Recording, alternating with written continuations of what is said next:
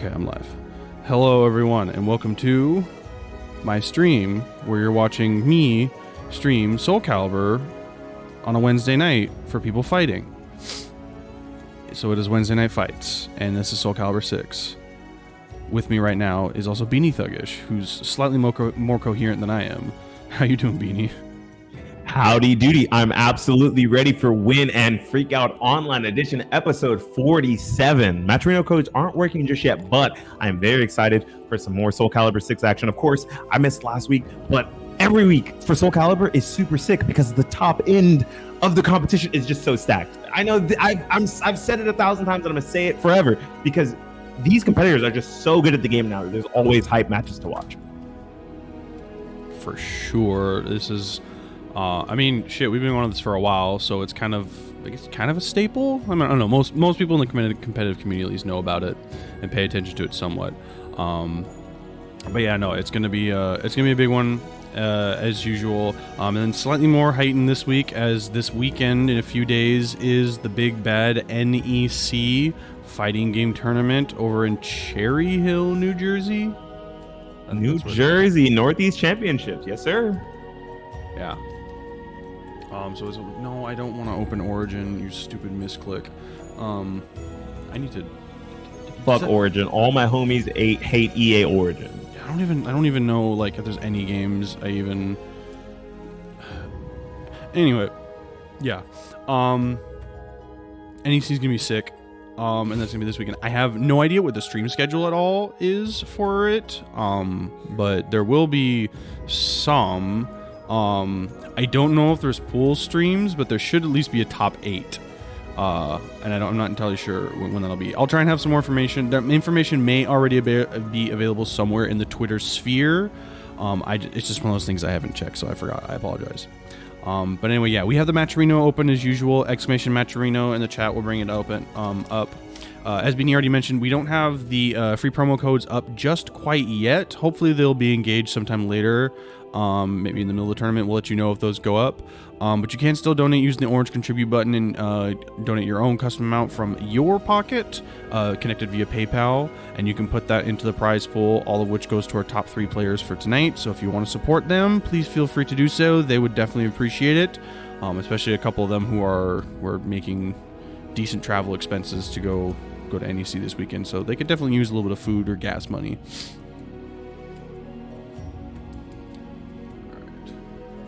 Cool. All right. Let's have at this. Let me look at the bracket. And let me see. Oh, that's going to be a good one.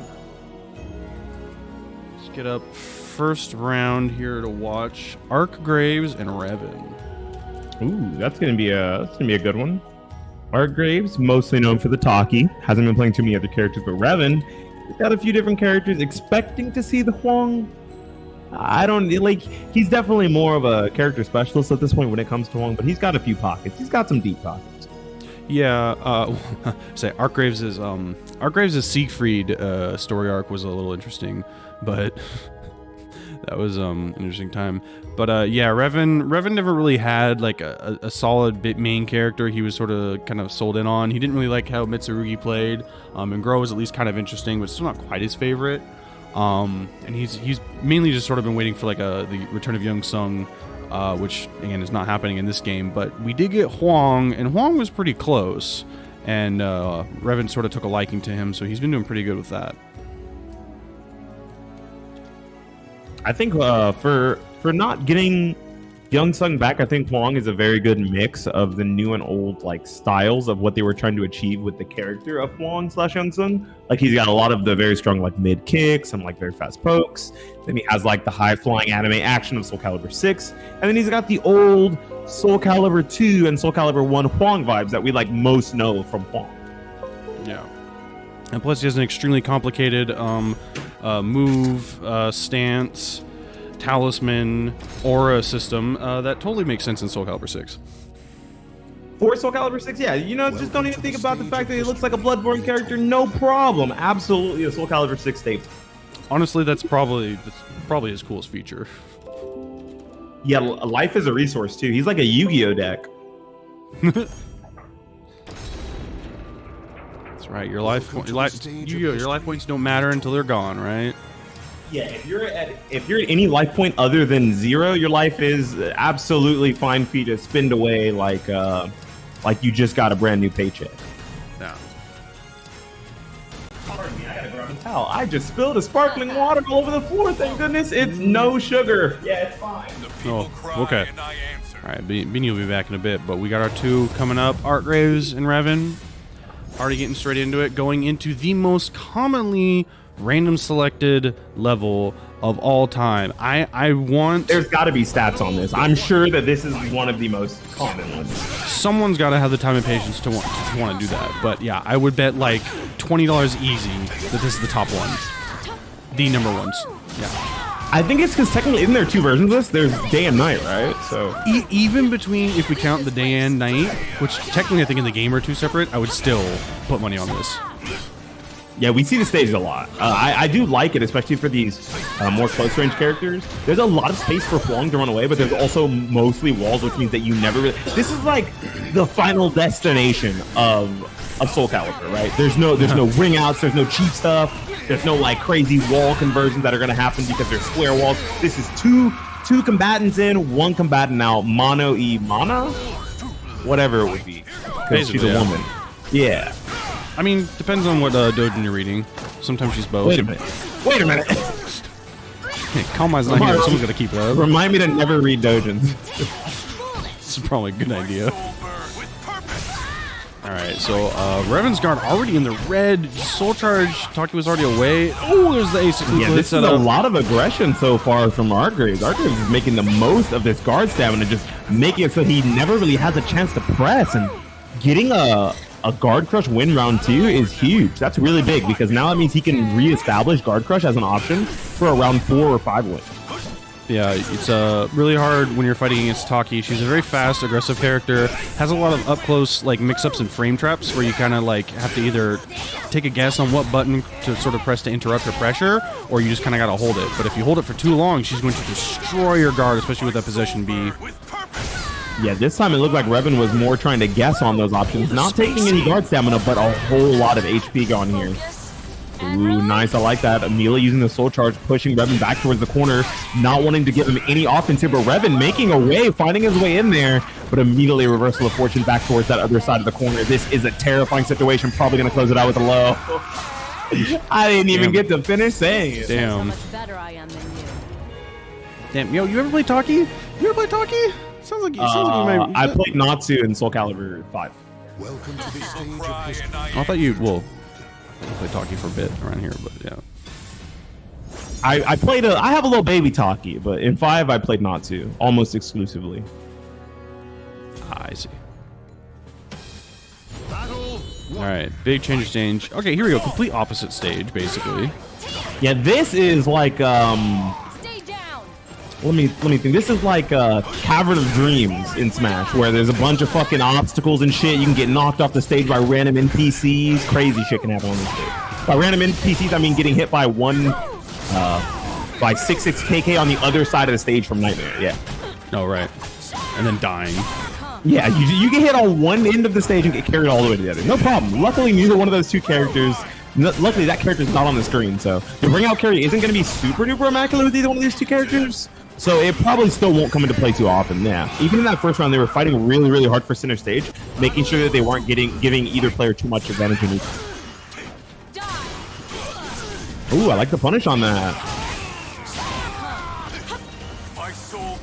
May I just say that Taki's 6'6" A+B is some demon shit. You know, they thought, hey, this character has problems getting in. What do we give her? And they said, you know what, let's just give her a plus on block, horizontal that turns into a vertical, and it's really, really good tracking. Oh, it also jumps lows. Yeah. Right, yeah. Oh, I like that catching the step there. Revan is doing really good work right now. Doesn't punish the -16. Yeah, just wants to win by attrition, and he catches it on the back step. Says, give me those toes. Where do you think you're going? Watch your shoes, girl. Yeah, you do have to guess during that mix-up. You can't just backstep out of it, and that is the exact reason why. There might be a character, too, that can backstep out of it, but I doubt it's her. She's not that guy, bro. Ooh, big damage. Oh, go to the reset instead. Whoa. This is death. Oh no, once again, going for one more reset. And he catches him with the back turn K.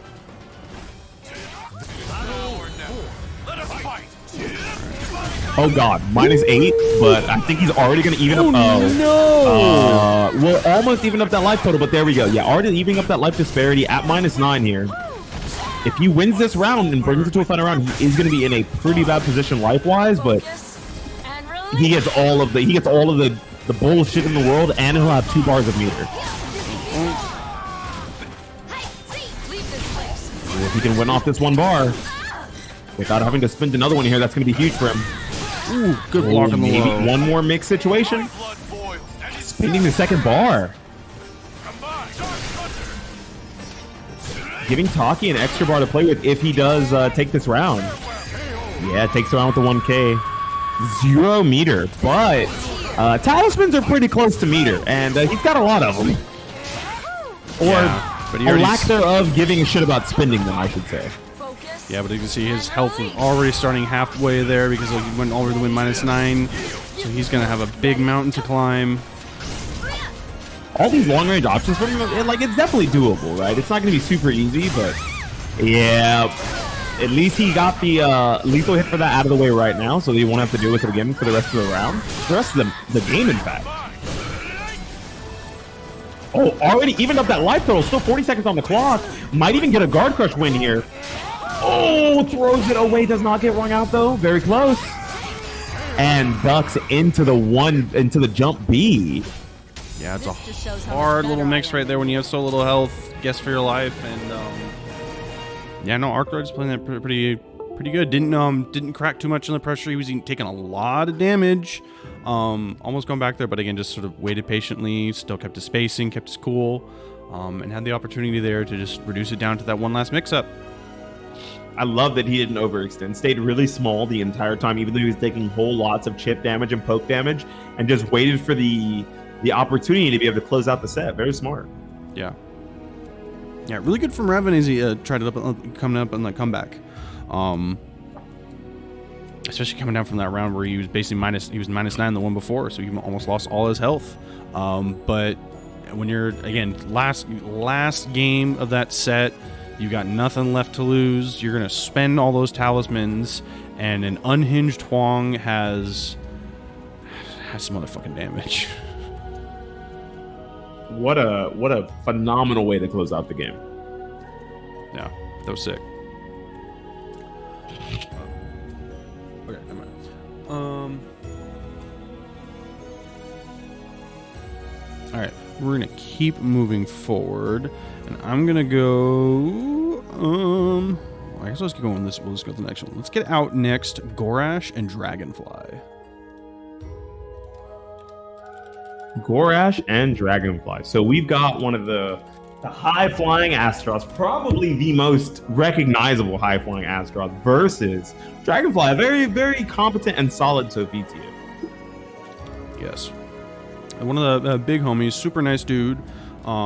Like talking with the dude, has a lot of really good game knowledge, and is still just working on getting a lot more competitive experience and getting a little bit more of sort of like the understanding of Yomi, going back and forth, learning a couple, just sort of how to read and play off their opponent a little bit better.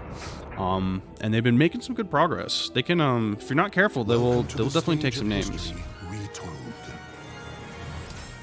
Yeah, Sophia especially is one of those characters where when someone is very good at making big reads while also still playing defensive or small at the same time, that's a character that can really start to pick people apart.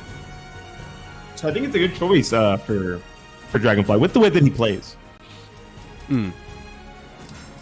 Yeah, very small, very compact, and then just really good tools to capitalize on your opponent's mistakes, which is not always the easiest tool set to work with, but again, very rewarding when you do so. And it's kind of like my back and forth between the characters. Like, on one hand, I like playing the character because of that, and on the other hand, I'm like, damn it, I wish I could just run up and force a mix-up and be done with thinking. You wanna play recklessly? You picked the wrong Greek. I picked the wrong life. So hey, look, it's the stage again. Yeah, just at night. I think that this is probably the stage we want to see the most, right? I think it would be a little more toxic if we saw like a ring out stage all the time. Whoa, that was an amazing whiff punish, narrowly creating that 6-6B whiff and getting a huge punish for it. Very good stuff from Gorash. Yeah, those 1Ks are really going to come in handy here. 1Ks are going to just completely mitigate armor. Yeah. There's not a lot of things that the Astaroth wants to do from blocking low and crouching. Oh no! He's alive. It's just going to be a really fucked up mix situation right after. Yeah, like I said, a really fucked up mix situation after. He's dead. Yeah. But that's the problem with this matchup is there's so much stuff that SoulCalibur can do that just nullifies or punishes whatever Astaroth does. But Astaroth needs to get his hands on you like 2 or 3 times and you die. Yeah, with plus frames, if he touches you 3 times, you're probably dead. Oh, speaking of, this is what, the second touch? Let's see how much he gets off the second touch. And here comes the third touch mix-up after this. Oh, okay, he went for the fancy stuff. I can respect it. Has a huge life lead there and already a round lead. Why not, flex a little bit? And using that bar meter, I like that because he is pretty far ahead of Dragonfly on meter, so just spinning it. Whoa, that was nasty. The mental stack there was insane.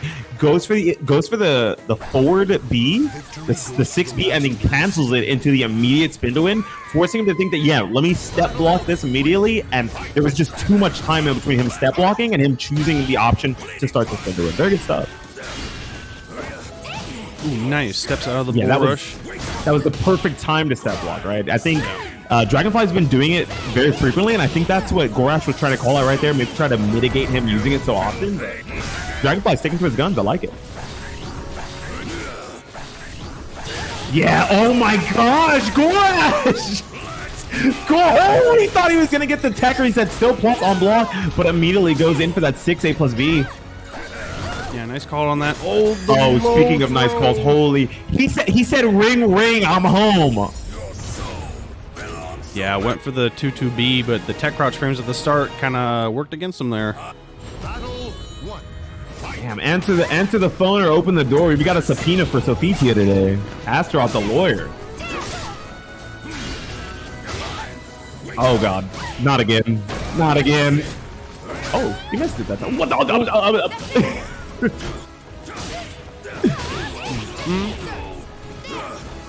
Ooh, jumping over the low, very good stuff. But unfortunately, that is not a real tech crouch, huh? I could have sworn that tech crouched. Nah. She has like 2-3 moves that actually tech crouch. The rest just have like a tech crouch frame somewhere in the middle.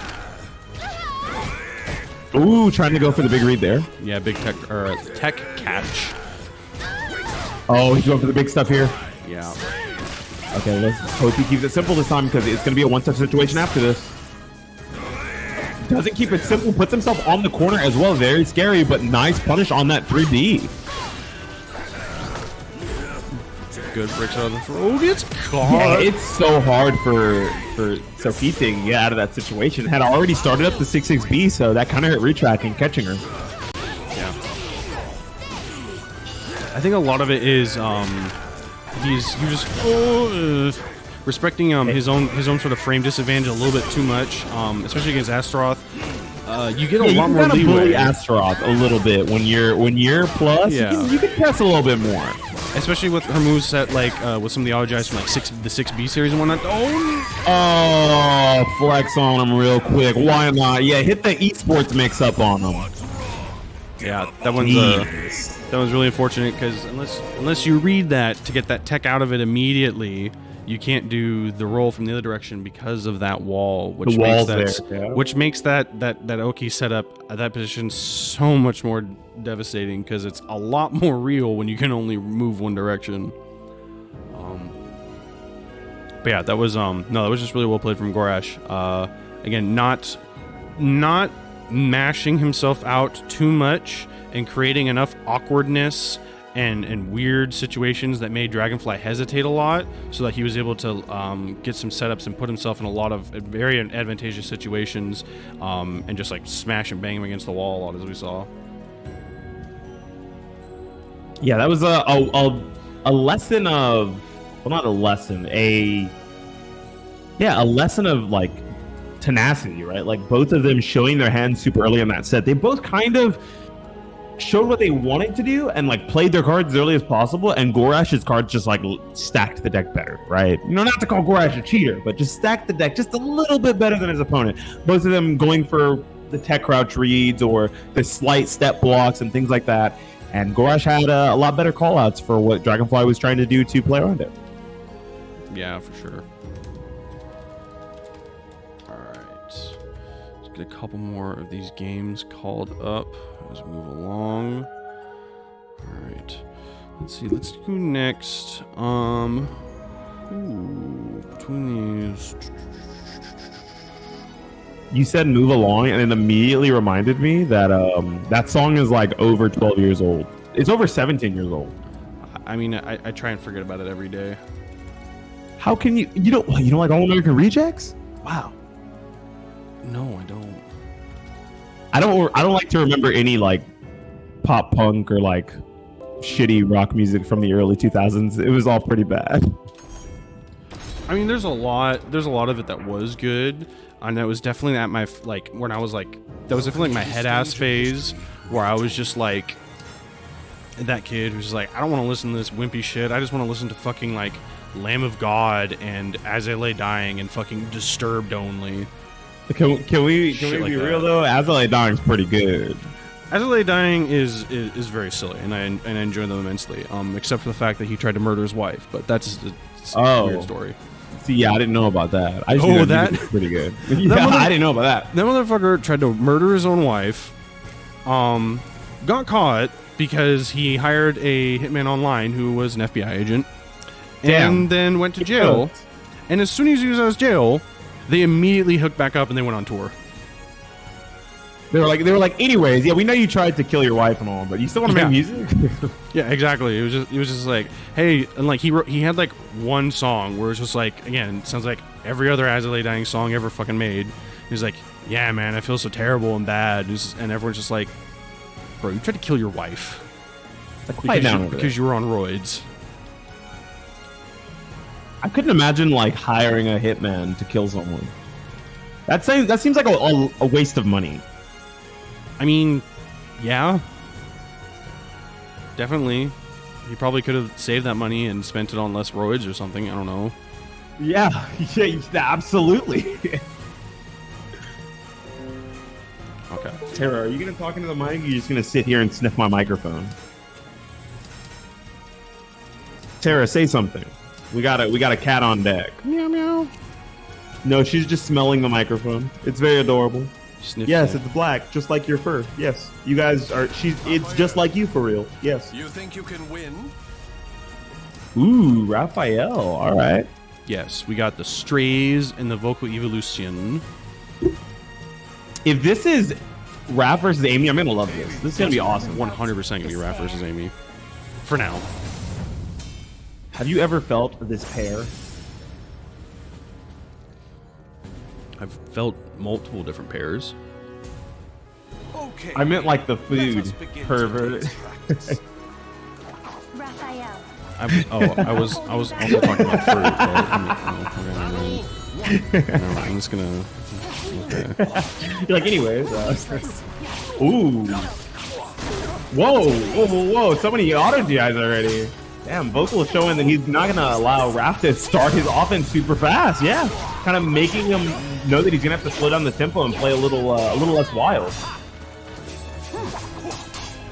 Both these characters are known for like fast offense with a lot of tech crouches and like evasive movement, and Vocal wanted none of it. He was like, "Nah, we're not starting like this, bro. That's not happening." Ooh, already 3 roses. If he loses the round but gets 4 roses, we're good here. Oh, unfortunate. Ooh. Guess a little bit wrong after the end of the string out of was that Quick Parade? I think that was Area Gambit. Oh! Did he already land enough GIs for that? He did on the last GI that gave him the lethal hit. Yeah, I saw the red spark on the ground. Yeah, no, yeah, he's been doing good with these GIs. Oh god. Speaking of doing good, drops the wall combo, unfortunately. Go for real. Enjoy. Yeah, I mean, this is Raphael, one of the more technical characters. A little bit hard to input and drive this character. Oh, good duck. Good awareness on that string. Oh, nice. I'm immediately pushing her back towards the wall. Does not want to let Vocal get a turn here. Yeah. I mean, especially it's meter gain in this game is so quick. Like, you got the meter, might as well. Keep your pressure going. Make it better. Once again, yep. Not letting him get his turn back here. Oh, shit. I think he's dead. Oh, wow. The Korean 2K. I love it. Yeah, just the slight delay 2K to close out the round there. Wow, Strays really showing off the fundamentals at the end. Ooh, nasty, and gets the full combo off of it. The mix trying to immediately go for the auto GI, gets smoked for a third health.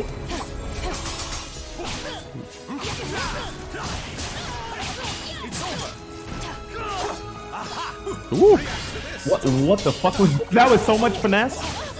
People talk about Guilty Gear having finesse. That was crazy. Uh-oh. Ooh, doesn't get the wall splat. That's really good. Yeah, I got really good for Vocal at least. You're dead. Yeah, you get guard broken here. I wonder if we'll see the Keelik. We haven't seen the Keelik pick from Vocal in forever. Okay, just going for another stage. Maybe looking for something where he has a little more room to move around. I was gonna say that would maybe, yeah, maybe what I would want as well. Geez, yeah, I don't remember the last time that's been going to Keelik, and I'm not even entirely sure how that matchup feels, Keelik and Raph. I don't know. I feel like that's not a good. That doesn't feel very good for Keelik.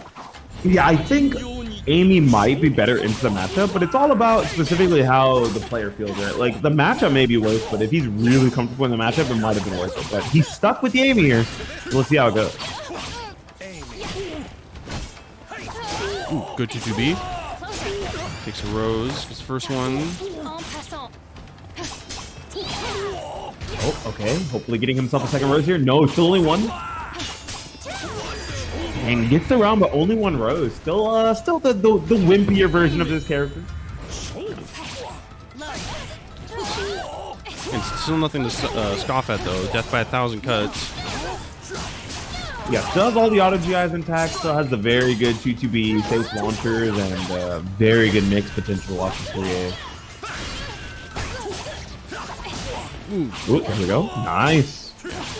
Good duck. Sometimes. Yeah, Sometimes you just gotta know when against Raphael when to just take that random duck in neutral, because a lot of his offensive pressure starts from a high.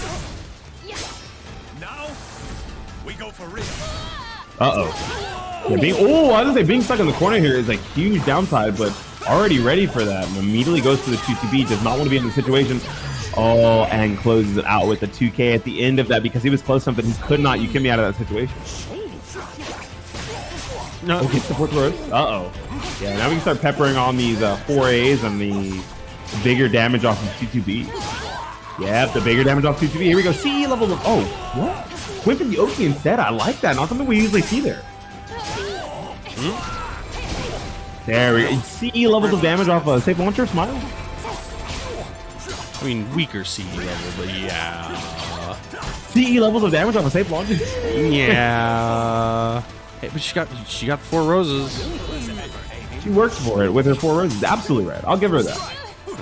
Especially in this matchup where Raphael also has a 10 frame, so he's able to counter poke you out of a lot of things that other characters just have to hold. Oh, he's trying to get the guard crush here. Yeah. Using soul charge. I think you just give it to him. Oh, going for the soul charge and stuff. I think giving it to him is the right thing to do here because then you don't have to worry about a guard crush in round 5. Okay, that's actually CE levels of damage. Yeah, that's like strong CE levels of damage. But it's from soul charge, at least. Yep, I'll stay quiet. Yeah. There we go.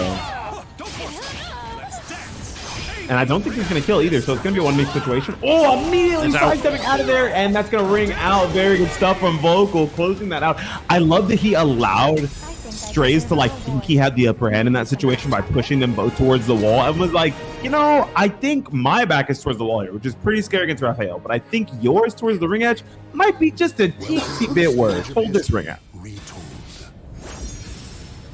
Yeah, really good call. They're deciding to take the sidestep.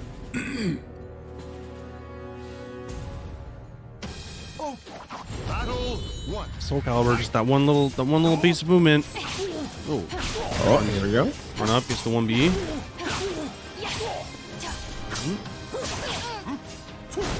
Okay, ooh, nice, goes to the low. Goes to the low again out of the shadow. Yeah, that's a really good knockdown there. React to this. Isn't that actually reactable? It's funny that he says that. I think they possibly have. It's even funnier that he says it to a small child whose reaction times are probably really good because she's a child. And the fact that he's the one who trained her. Yeah, because I don't think he says that. I think that's an Amy specific line. React to this on the Shadow of 8B. Makes sense. Damn, just not allowing him to move here. Stray's trying his very best to like move around before pressing a button, trying to like tempo a little bit, not trying to immediately go for the 6B. And Vocal was just having none of it.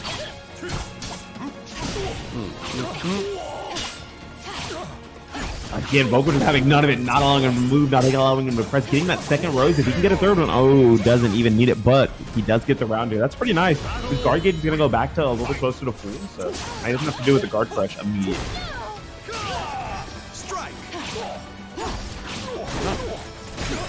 There's the third rose. Oh, ducks after the 2-2B. Safe parry there. Safe launches are fucked up. Ooh, I like that. Oh, that was really close to a ring out.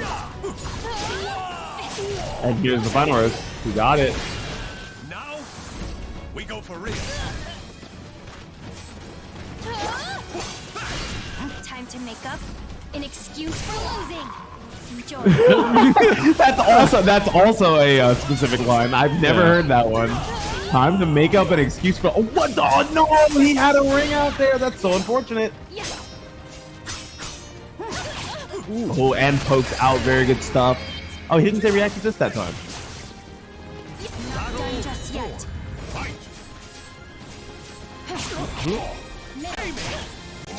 You know, for zero on block low, that shit goes kind of far. Good Oh, it's duck. not zero anymore. I think it's minus now. To go for real. I don't remember. I'm a sim. Fuck. I'm here speaking Simish. At least he's alive. Oh, trying to get out of the corner, and Stray's just not letting him move.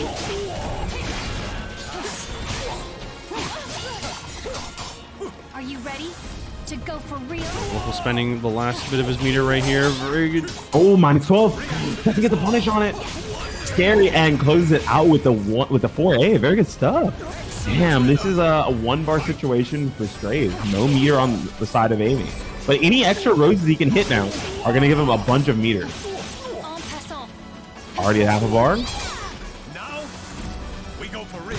Yeah, getting him to half life before forcing out that soul charge is pretty good, because now that soul charge is going to feel immediately way less powerful.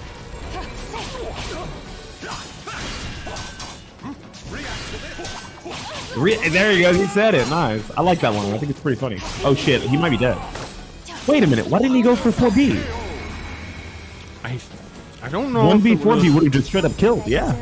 1B, 4B with 4 riz would have just, absolutely. It's fine, he got the mix, who gives a shit? I mean, 1B, 4B absolutely would have killed. 1B, 4BB? I was like, yeah, at that low health, it should have. Made sense. Unless just some weird like Raph shit. I'm just like, I mean, well, I don't think he can. I don't think he can. He is stance French, it, maybe but he's too skinny or something. I don't know, didn't eat enough.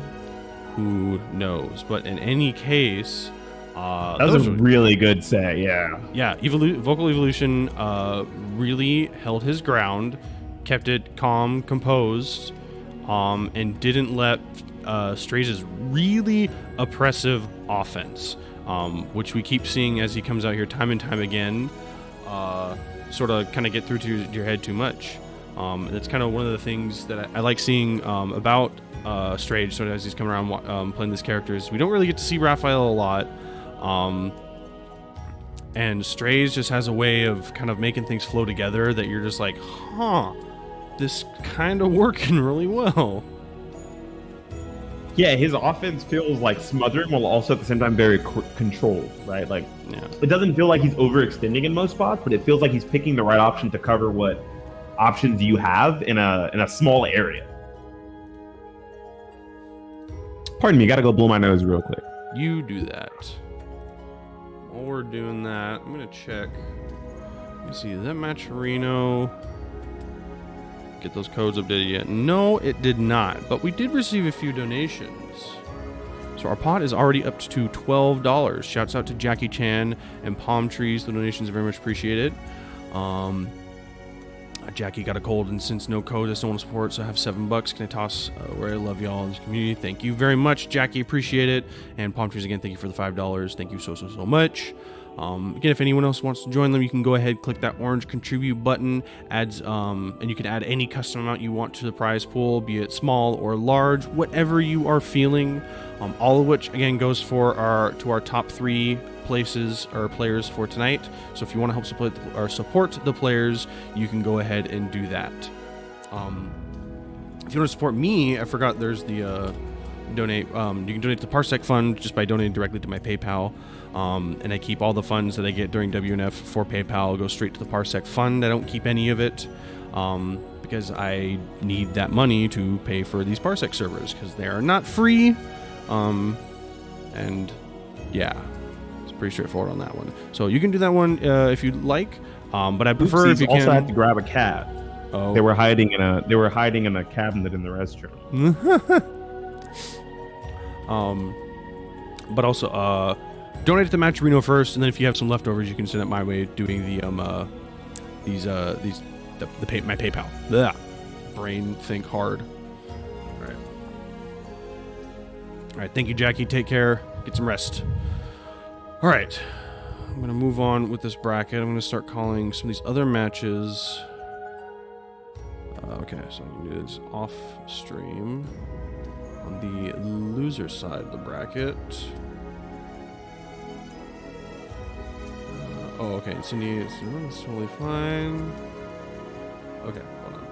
Sorry, I'm reading multiple chats now as I'm managing the servers. Okay, let me call a couple of these, and then we'll continue on with the regularly scheduled programming. No wonder my mic felt so high.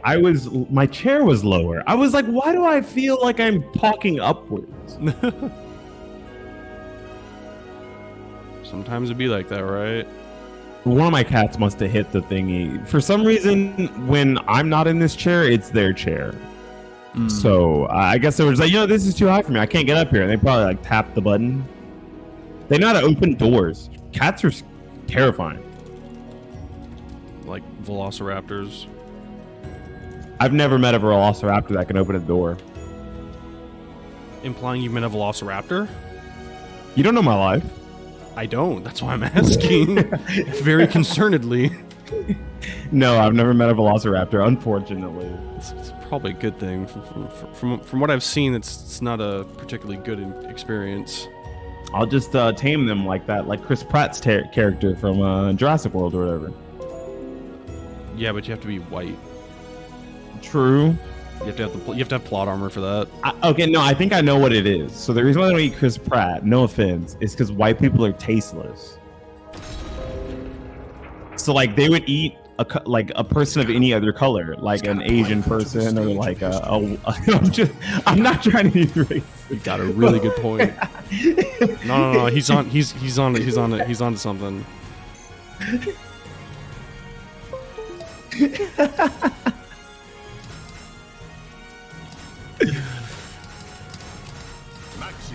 Though not me. You can ask my friends. I season my food. Hell yeah. I know some people who don't even like salt and pepper in their food. I'm like, how do you not even like salt and pepper? Like, it's the most basic of basic things. I mean, it can depend on the dish, but like, it's got to have something in it. At least like if one I make thing. some sort of like a chicken breast and it was unmarinated and I just like put it on the grill, it needs some sort of seasoning. I'm not just gonna go, yeah, I bought this chicken breast from H-E-B or Walmart or Costco unseasoned, throw that shit on the grill, yum, delicious. No, put some chili powder, garlic, salt and pepper, and like maybe a little bit of fajita mix, and that shit fire. Or like at least a sauce. Oh yeah, or a sauce. So, you know, cook it in some sort of like a creamy ranch or Alfredo, barbecue sauce.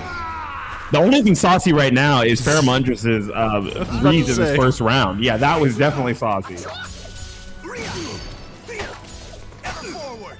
This is a character that I think we don't see too often, right? I think now that Ares the Wolf and Coffee have been entering a lot more frequently, we have been seeing a lot more maxis, but he's one of the characters that if you don't know what he does, he's really going to run you over. But I think it looks like so far, Pharamundrus has a really good game plan against this character.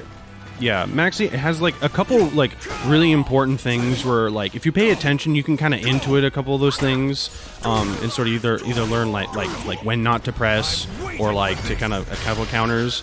And once you sort of get through those, it can make the Maxi matchup feel a lot more easy.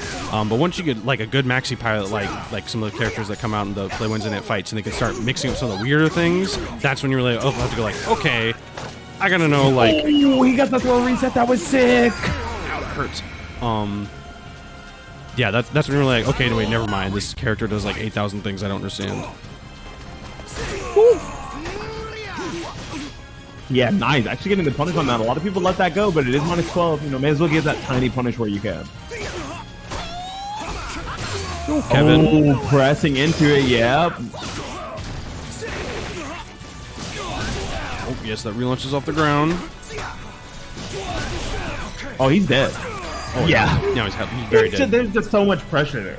Yeah. Being against the corner, you know, even though you have reverse ring out mix as Zoss, it's so scary. There's like no world where you feasibly want to press there as Zoss because you're at 1 HP. Oh, I like the slight sidestep that Pharamundrus did before that 1D, trying to catch something like a button so that he could get the counter hit, but instead just closing it out here, gonna get the turnaround into the 68 plus. That was probably supposed to be a 6-6 plus B and just didn't come out. That was weird. Yeah, I would say that was either incredibly dirty or totally a mess up. I almost feel like that was a 6-6 plus B that just didn't come out. That was just really funny looking. Just stop. Just leave 1B. Fuck it. Ooh, I like that nice sidestep. The Ares is really gonna have to start picking a lot less linear options to get in. Right, whenever he goes for something that's horizontal, there's usually an auto GI after it. When he goes for something that's vertical, Pharamundrus has already had it scouted and immediately sidestep it. Yeah, closing it out with the 2K.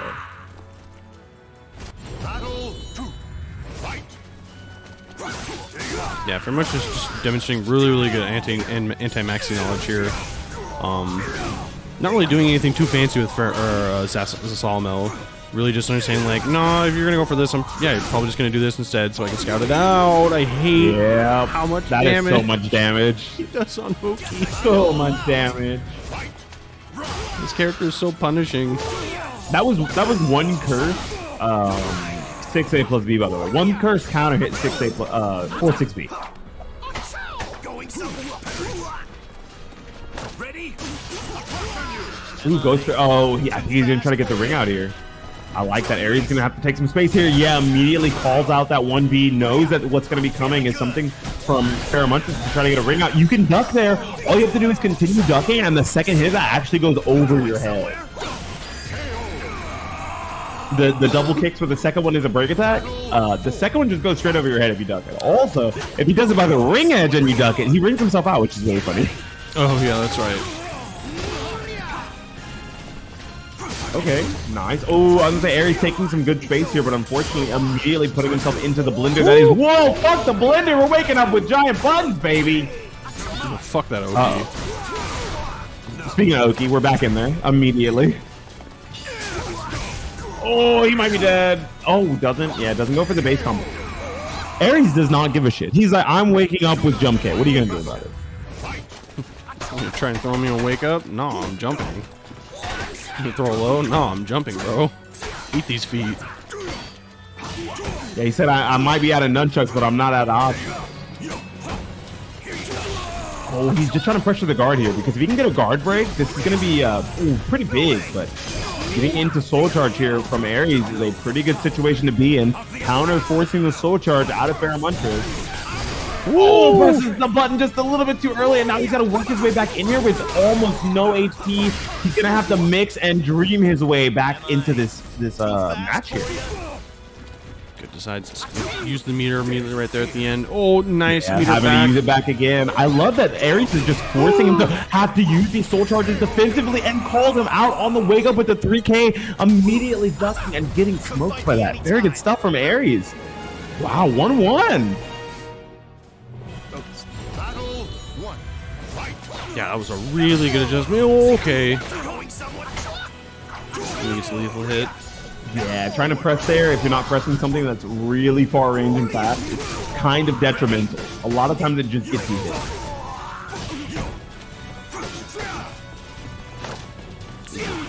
Sidestep throws out of his option there. Ooh, the 2A plus B, the online special? Hell yeah.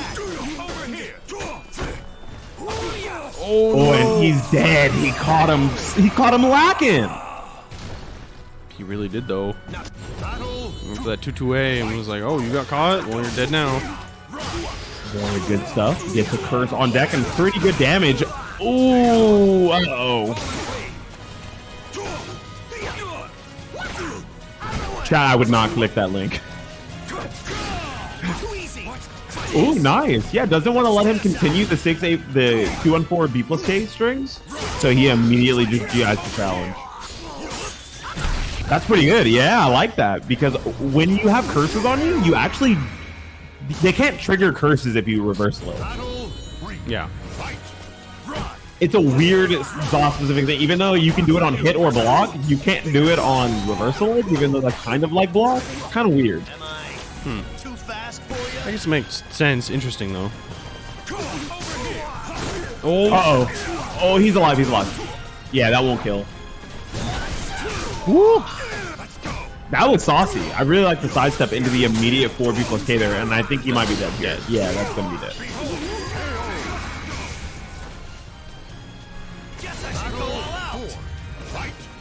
Well, he has 2 bars of meter to fight back with. Let's see what Fairmuntress can do about it. He is up around, but that 2 bars of meter from Maxi with those Heavens Guards can be pretty scary, but baited out that first one. Oh, tried to go for a second one to bait the reverse sledge, but unfortunately slightly off. Gonna have to take 2 curses here. So be careful. 3 curses. Zaz has 2 bars of meter. He's dead if he gets hit by anything. Oh, he might be dead now. Oh, not Ooh, quite. good block. Oh, it doesn't go for high. Uses a mid and immediately parries into it, getting smoked. But that was a really, really good. That was a really good set from Ares. I think that both of them played really well. He showed a lot of adaptation in that second game, but Fairmuntress is just too solid and has really good anti-maxi effects. Until I find what I seek. Yeah, it's one of the harder parts about playing Maxi is not only do you have to figure out that character, which for those of you who don't know, Maxi is a very complex character that has multiple stances that loop and feed into each other, and then options out of those stances that then loop into other parts and go back and forth. And so there's a lot to keep track of, a lot to sort of think and go through. And if you're not careful, you just start building into flow charts and whatnot. And he can be a very, very overwhelming and then limiting character to sort of feel through, and it takes a very creative and kind of good pilot to really sort of make him shine. And we were seeing a lot of Ares being able to do a lot of that for a little bit, but at the same time, like I mentioned, is he can be kind of sort of limiting in terms of like, well, there's only so many options of the stances and only so many things you're going to do. And then when you really start to look down and test things out, you're like, oh well, you can't really actually do this if I do this, and you gotta start figuring those things out. But that's not easy to do because there's like 1900 like different situations, whatever you got to plan for, and so they got to figure out the response for it. And then if you're wrong, Maxi just kills you. And Truly a big brain character. Truly, it's a cool hair character. Hands down. I don't know. Amy thinks thinks his hair is weird. Amy is a Zoomer child who doesn't understand anything. Damn. Spit it, yeah. Let them know. I work with children. I know what they know and they don't know. Would children born in the 1500s still be called Zoomers though? I don't care. I'm gonna call her whatever I want. I usually just call her a rat, to be fair. Yeah, that's fair. Zooming to get the plague? Yikes, that's fucked up. Wasn't that after the plague? Isn't the 1500s after the plague? I don't know. Pretty sure the plague was like the dark age was like 1350 to like start of 1500s or something like that. I think the plague was before this. Could be wrong. This is definitely the plague. Like, this is the time of the plague, and I only know that because Amy's a rat and she's alive. So this has to be the time of the plague. She's the evidence. She is the rat that started the plague, truly.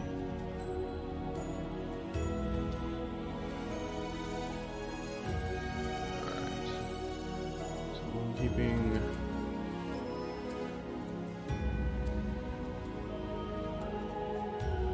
Alright, anyway, too many things I'm paying attention to. Okay, let me keep all of these other side matches going. Oh, cool, that one's over too. So let me report that. Machine gun, 2-1 over Dragonfly. Alright, so let me go call a couple of these other matches. We'll get this last... Get this last round 2 match called up on stream. It's gonna be Infectious and Yorha. Ooh, I think we've seen this one, but it's always a fun one to watch. Yeah, I feel like I've definitely seen this a couple times before. I just can't really count how many times. Okay. Call out a couple of these. Welcome to the stage of history retold.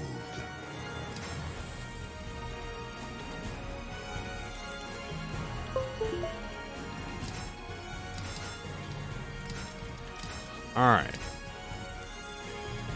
All those matches are going. And we are keeping this bracket moving forward. Punishment. Alright, I'm hearing the standard characters that I would be expecting for this match. Gold Yorha. Punishment fun. Yeah. Gold Yorha still working on that Gary. Hey, you know what's crazy? Did you know that one of these characters has an advantage because they're in Fortnite and the other one doesn't? I swear I Or Because they're not in Fortnite? that still I can't say I should be surprised because like it's Fortnite. Like I can't be surprised of any characters in that game. I don't think Ivy's ever making it in. She's not wearing enough clothes. But Geralt, he's cool and he's in, yeah. Numa, you thought you were ducking? Oh, use the 1A tech crouch underneath the A. Doesn't get the AA punish on that 1 AA. Ooh, nice. Big damage. And it's gonna lead to pretty good OT too because it's at the wall. Damn, I'm trying to immediately wake up with a reverse ledge and cooking him with the meaty 4K, yeah. 6K, I thought. 6K goes into No, climb. 6K is the forward one. 4K is the armor one, yeah.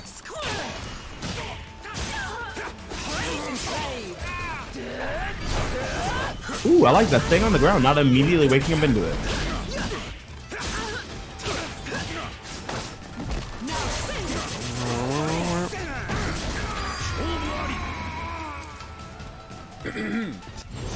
There. He's gonna have to work his way in here. This is actually a pretty bad position. Okay, no, actually, when Infectious does have to work for you and pushes his way in, and makes it so you don't have to fight so hard to get in, that's pretty good. And corners himself? Yo, you shouldn't have. Oh, wow, that retract like crazy. And you're probably dead. 100%. A retract like crazy.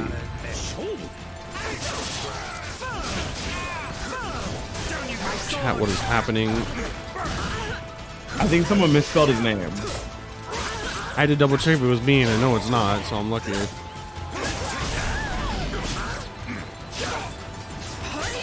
Anyway, oh, catching him trying to press. No. Yeah, he's dead. Well, unfortunately, he's not dead. Very smart. Yeah, back away. No. Oh, did he press? He's not gonna be able to punish it though. Yeah, minus 16 from that. Oh!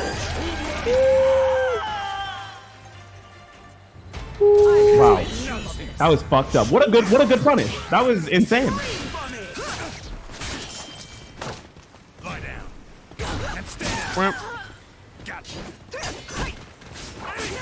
Ooh, nice. Immediately getting under that. Has 2 bars of meter still, which means he might be able to mix him up with that 1A.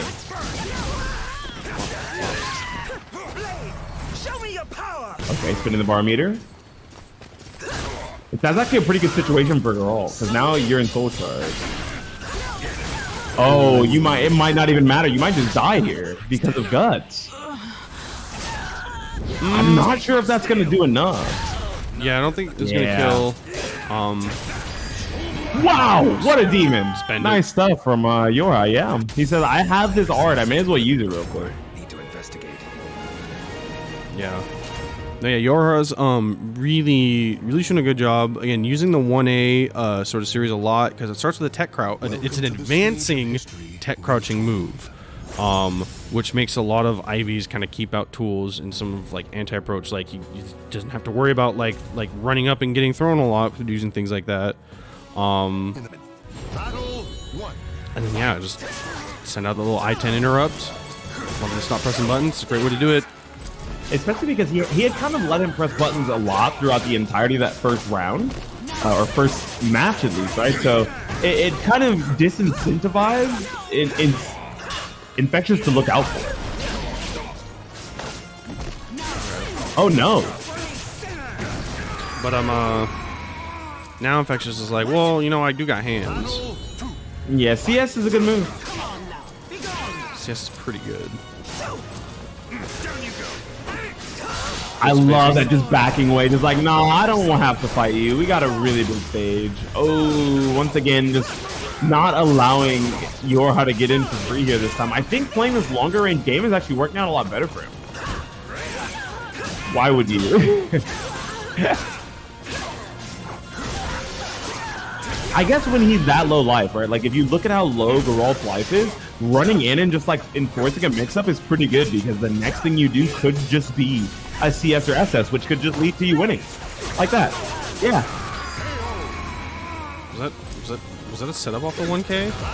I don't think so, because 1K is mindless, but I think it was just like a tempo check, like make him want to move there or swing there, do something, and immediately call it out with the SS. Wall flat, yeah, doesn't get anything off of it. Good punish with the Yeah, I like that punish. Oops. Button checking with the A's. Yeah, 5A, 5A into 3A was a really good sequence there. Really weird for Geralt, I think. Narrowly misses it. What? That was so weird. Yeah, that was SoulCalibur spacing. Boom, boom. Yep. Good damage too. Oh shit! And the wall slap this time. So bigger damage. Yep. Whoa! Went for the reset instead. I like it. Forgot the combo. Something. I'm not entirely sure. Yeah. Ooh! Correcting his mistake immediately with 2 bars of meter being used. What the fuck is going on? And that does punish. Yeah. From that range, he does get a punish. I was gonna say, yeah, I wasn't entirely sure that was tip range in my opinion. It was, but still got enough range. Just a tip. Guess not. Yeah, his sword's kind of long. Infectious really said, "Oh, should I soul charge? Oh, should I super?" But again, this last round, you basically got all that meter back. Oh, trying to swing on him and unfortunately misses, but I think that this is going to leave him in a 1-mix situation. Not going to get the kill, but he is going to be able to mix him up for the one time. Let's see what he's going to do here. The low on wake up? Yeah. Oh! Ivy's legs are so long and unfortunately just not long enough to catch the reel back on that 4A plus B. That sucks. He had that read. That is so sad. Welcome Man, to the stage of man, don't history. you love it when you're right and you die for it? Isn't that just the best? We call that's the plot armor special. That's the plot armor. Wait, but they're both white. No, I didn't say white privilege special. I said plot armor special. You can have plot armor as any race because there are many races that are main characters of anime. Mostly Japanese people. True. That is so much damage, and now he's dead. He's just dead. It's not even damage. Fuck damage. We're opening up this. Open up this fucking pit. Open up the pit. Ivy's definitely at a metal show right now. She's like, I fucking love Warp Tour. Open up the pit. Oh god. No. She's specifically there for New Year's Day and no other band.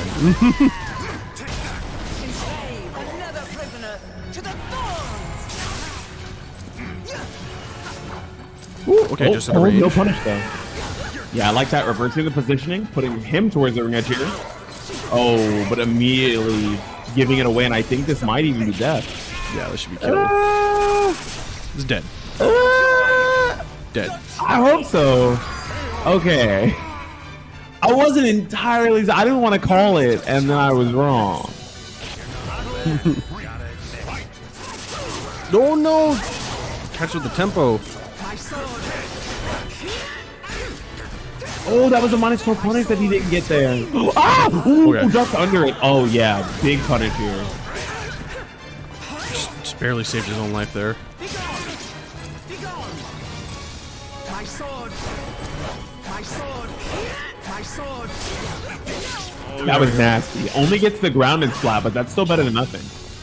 What the fuck? I'm surprised I missed. That was, Show me your power. bro. Some of the spacing in this match so far has been like really fucked up, but also like perfect. Yeah, ducks into that 6v. I think that especially after he got that first ring out, it really felt like he was just in full control of this match.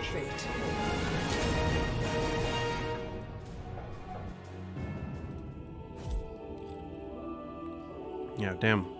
That was oops, that's the wrong score. That's the right score. Yeah, no, that was really good playing from both players. But yeah, Infectious is doing infectious things. Yeah, he's hard to figure out. He's got some just weird unga bunga stupid shit going on in his head, but his tempo and his callouts are really good. Yeah, I think that showing off that he doesn't care how much meter he spins in defensive situations and how many times he REs. He's just like, look, I'm sending it, and if you don't have a punish good enough to kill me, I'm gonna do it again. He RE'd 2 times in 1 round, didn't die for either punish, and just used it again. He was like, it's fine. It's okay. Yeah. All right. So let me keep calling these matches off stream.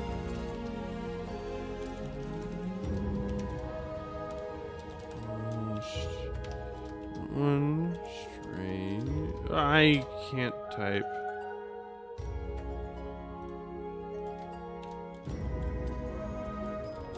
Nice, good name. Don't worry about it. Just don't worry about it. One.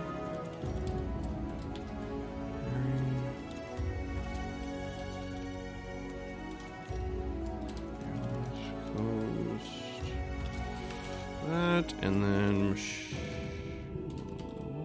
and okay. So all those matches are going to go, and they're going to fight each other into the ether. All right. We are going to go back and we are going to keep watching some of these winner side matches. In our quarterfinal now, we're going to start with Butterfly Joe versus Go Rash. That's gonna be fun.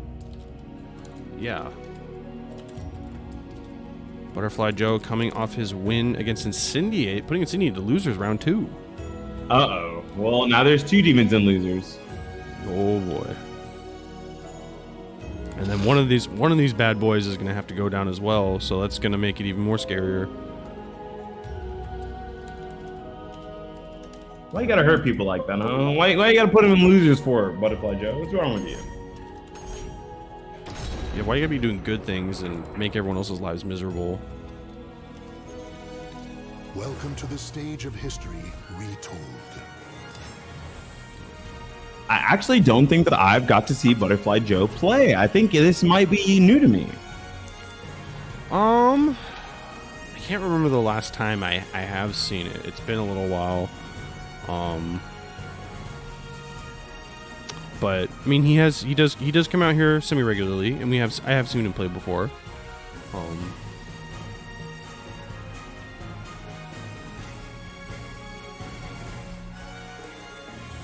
I think he plays a grow. He's a grow picker, right? I'm pretty sure he's a grow picker.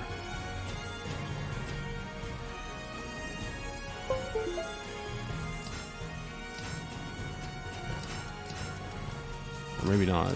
No, I think I'm thinking of someone else. Damn. Okay, yeah. Maybe it has been too long and I just forgot. I keep having to chase cats down. My bad. I'm back. No, you're good. I figured you had to settle something. Yep, cat just run into the bathroom. Again, I'm like, hey, you don't belong in there. That's not your restroom. You have a restroom.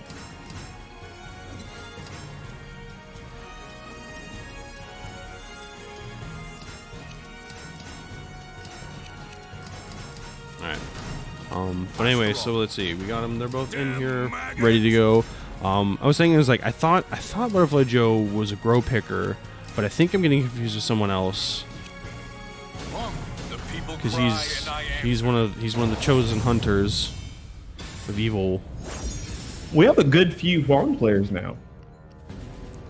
Yeah, I think we're one of the few. Actually, well, I mean, there's only like one or two streamed locals or whatever that has most of the long players around here. So I think some people are starting to get to see him a little bit more often or become more interested. Oh yeah, Joe doesn't fall for the tech trap there. Ooh, nice. I like the break there. Damn, both breaking towards back. Oh shit. Yeah. Well, sometimes you just guess wrong. Yeah. Gorash knew what he wanted, so he was gonna keep going for it. Figured if you're gonna let Astaroth get away from him, and he's got no reason to stop. No punish on that 3B. Takes his time, goes into stance.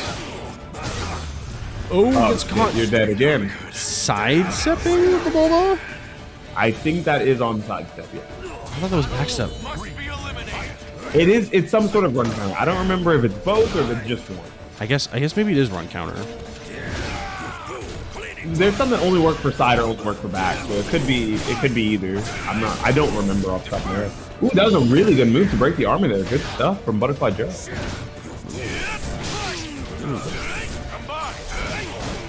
Ooh. Fancy stuff. I'm just pressuring the hell out of Gorash here, not allowing him to get anything started in this round 3. I like it. Forcing the bar of meter out, not the worst thing in the world, because, you know, if he inevitably does take it to a round 5, he's going to get another.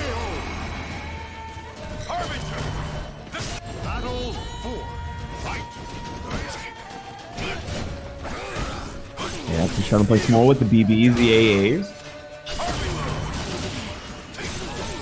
Trying to keep as many of these talismans as possible. I love it, right? Still has one talisman left. Doesn't want to spin here. You can feel it. Nice. Goes up to 3.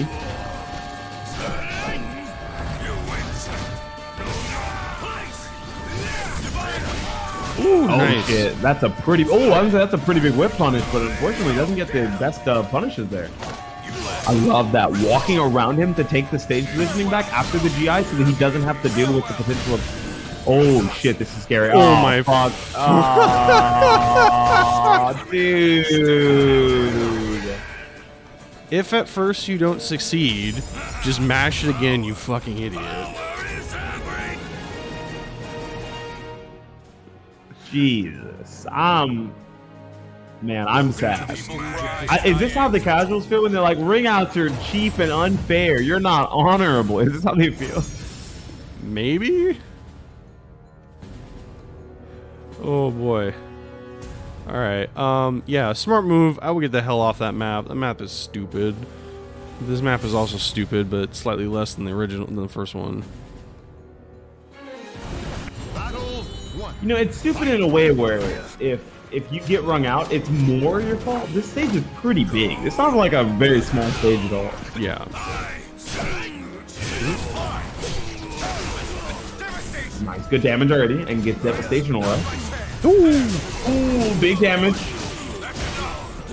And he's gonna try to keep this talisman. I like that. No, spinning it to hopefully get the ring out. No, does not get the wall spot there.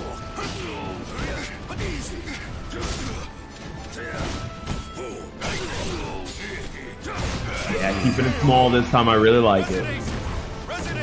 Waiting out that reversal edge because it's what lost him the last game. So he was definitely weighing heavily on his mind. You could feel it. He was like, if he reverse ledges here, I'm calling it out this time. Ooh. Nice, gets the wall raise okay on that duck, on that punish. Ooh. Okay. Gets the launch, goes to CE, gets some talismans back. Keep a little bit of his health going back into it, and again, I do like seeing early meter usage. I mean, hey, there's still a lot more game to go. You'll get that meter back. And not only do you get that meter back, you get the talismans back. So that's a pretty big win. Yeah, falls to the Oki setup. It's really nasty.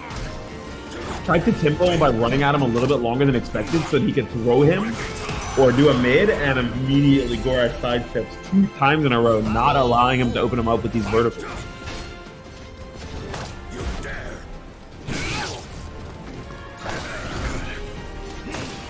Oh, no. Okay, gets just barely caught by that.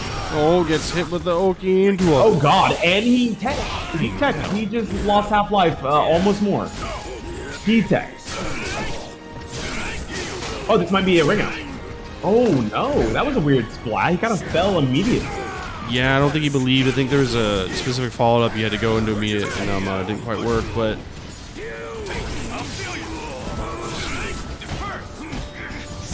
Oh no! Oh no, scary. Wow. Nice, and catches his timing. Yeah, the tempo going back and forth between them in the last 2 seconds was very shaky. Very. Oh yeah, that was a little bit scary and hectic, but good patience from Butterfly Joe. He ended up pulling that one out.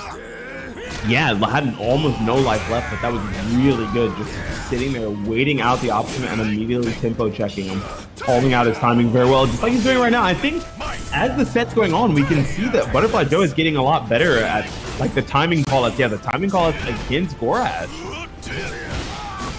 Oh, this could be big. Yeah, really big. Is it gonna lead to a ring out though? Because it's in the corner. No, it does not. Oh shit! Yes, it does. This character's stupid. That was nuts. This character's stupid.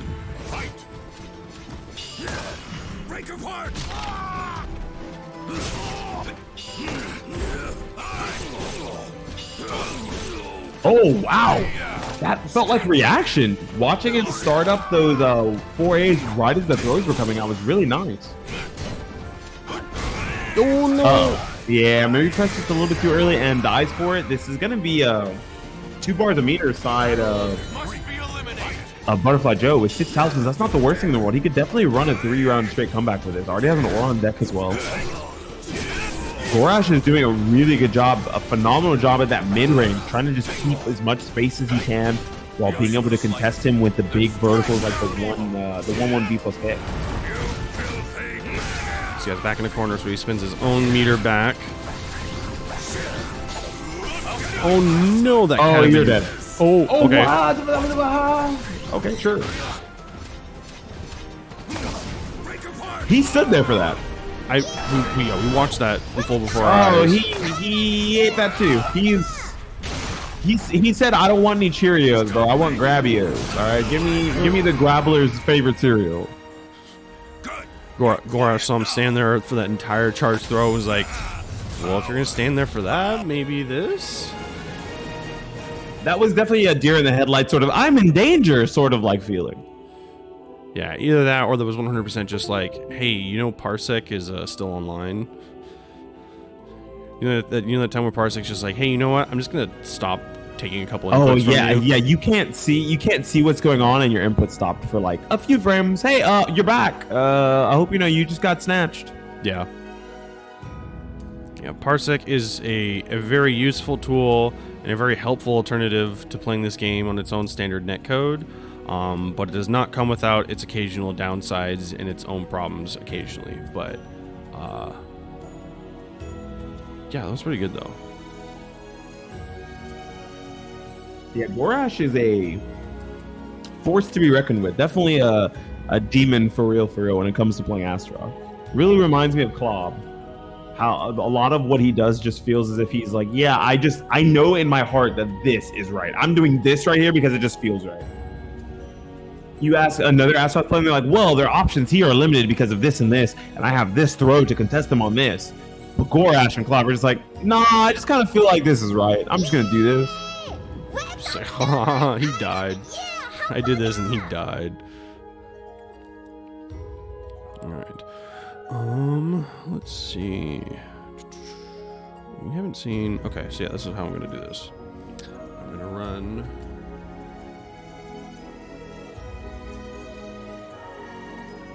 that's what I figured. Sorry, I'm reading some pings for myself in the server.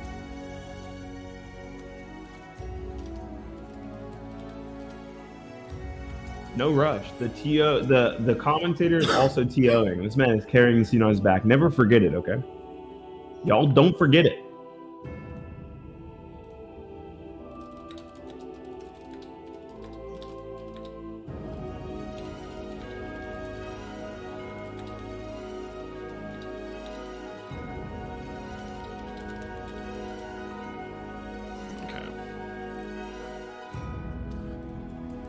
Okay, as I was calling things, that... Oops, nope, wrong one.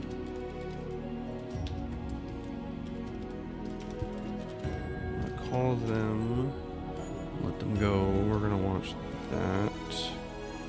I'm gonna do...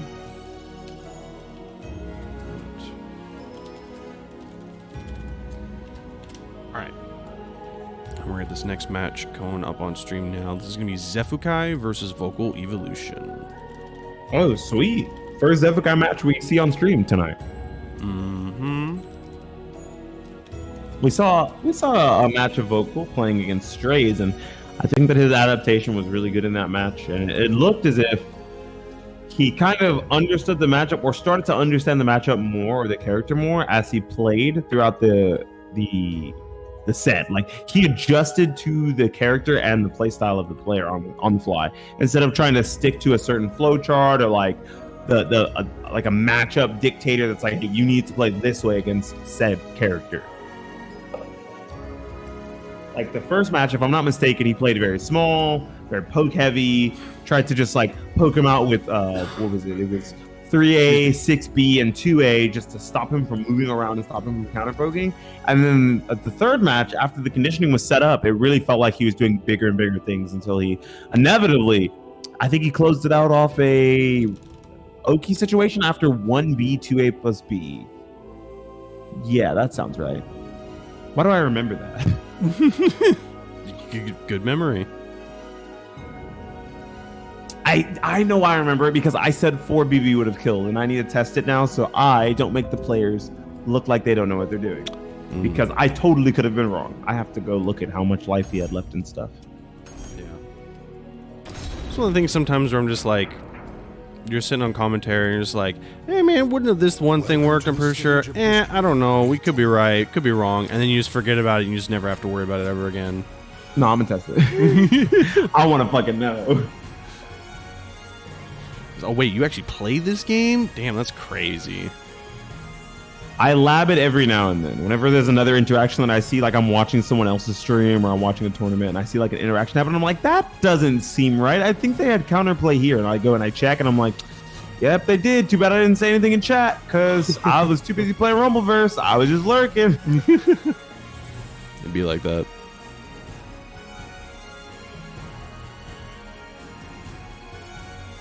Yeah, when I'm actually in that phase, in that mood, and I'm playing the game, then yeah, occasionally I remember it was like, oh yeah, I remember I kept getting killed by this one thing. Let me remember is that, like, why do they keep doing this? Like, oh yeah, this is 0 on block, or oh, this does go into that, so I can't do that, and that's why I kept dying for it.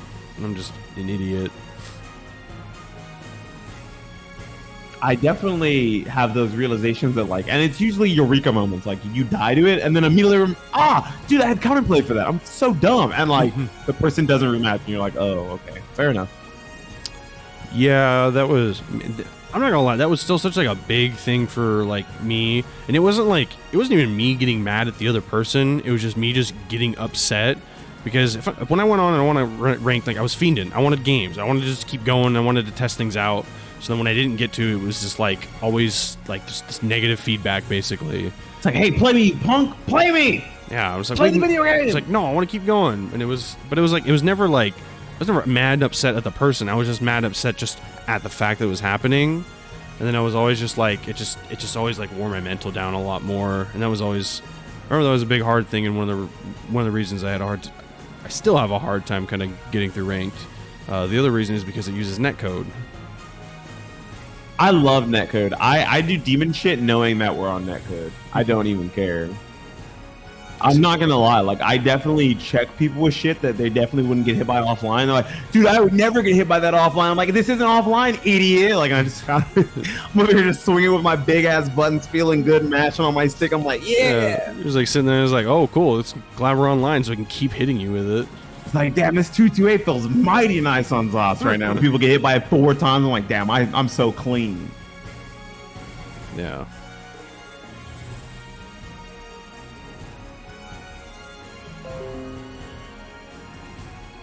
But yeah, no. It also doesn't help that I play a character that doesn't really have a lot of online cheese, and it's kind of really dependent on just sort of tempo and reacting to things. I don't think there's a lot of characters in the game that are actually like missing online jank, and I think that I like it. I think I'm cool with it. I think less characters should have online jank. Like if there just wasn't online jank, then it wouldn't even matter that the netcode's kind of subpar. But like, there's certain things that, like, Keyleth 2A plus B, absolutely fucking reactable, right? Absolutely. But like, you play against, I don't know, an Xbox Keyleth who's mashing 2A plus B and wake up A plus B, you're gonna get hit by at least 3 of them. Like, there's nothing you can do about it. Just you have to stand there and low block on wake up. Like, oh, he's waking up, but I have to stand here and low block. I'm scared. Yeah. Kronvik, do you still play Keyleth? Speaking of your first Wednesday night fights, nice. Yeah, thank you for coming out. Glad you had fun. Who's Beanie exposing? No specific Xbox Keyleth. No specific one. Probably just all of them. I play Keyleth, Rugi, and Mina. Okay, yeah, I remember you. We played on PlayStation a long time ago. If I die, See, damn, that was. I think my gamer tag was different then. That was when I was subpar SC. Holy shit. That guy's dead. He doesn't exist anymore. Battle 1. Fight. dark times. Okay. Nah, it's fine. Well, speaking of the dark times, here's the sign of the dark ages. 2 rats. Yeah, I love the plague. The match of Nurgle. Yeah, I wonder which one of them is going to survive and start the plague. Oof. The first round was relatively slow. There was a few good tempo checks. I think that Vocal, same way he started this round, right? Trying to tempo check Zeph. He's doing a lot of it. But then Zeph was doing it towards the later half of that first round, right? Mashing out with AA, using the sidestep immediate 3B to try to call out buttons. And he's doing it again here, and I think that might be dead. Yikes. That sucks, because he had such a huge lead. I was sitting there the whole time, I was just like, is that gonna, I was like, no, it's not going to, is it? I mean, I think he's just going for positioning. That's definitely a will it kill moment. That is definitely a send to Sage ammo. It's definitely just like, man.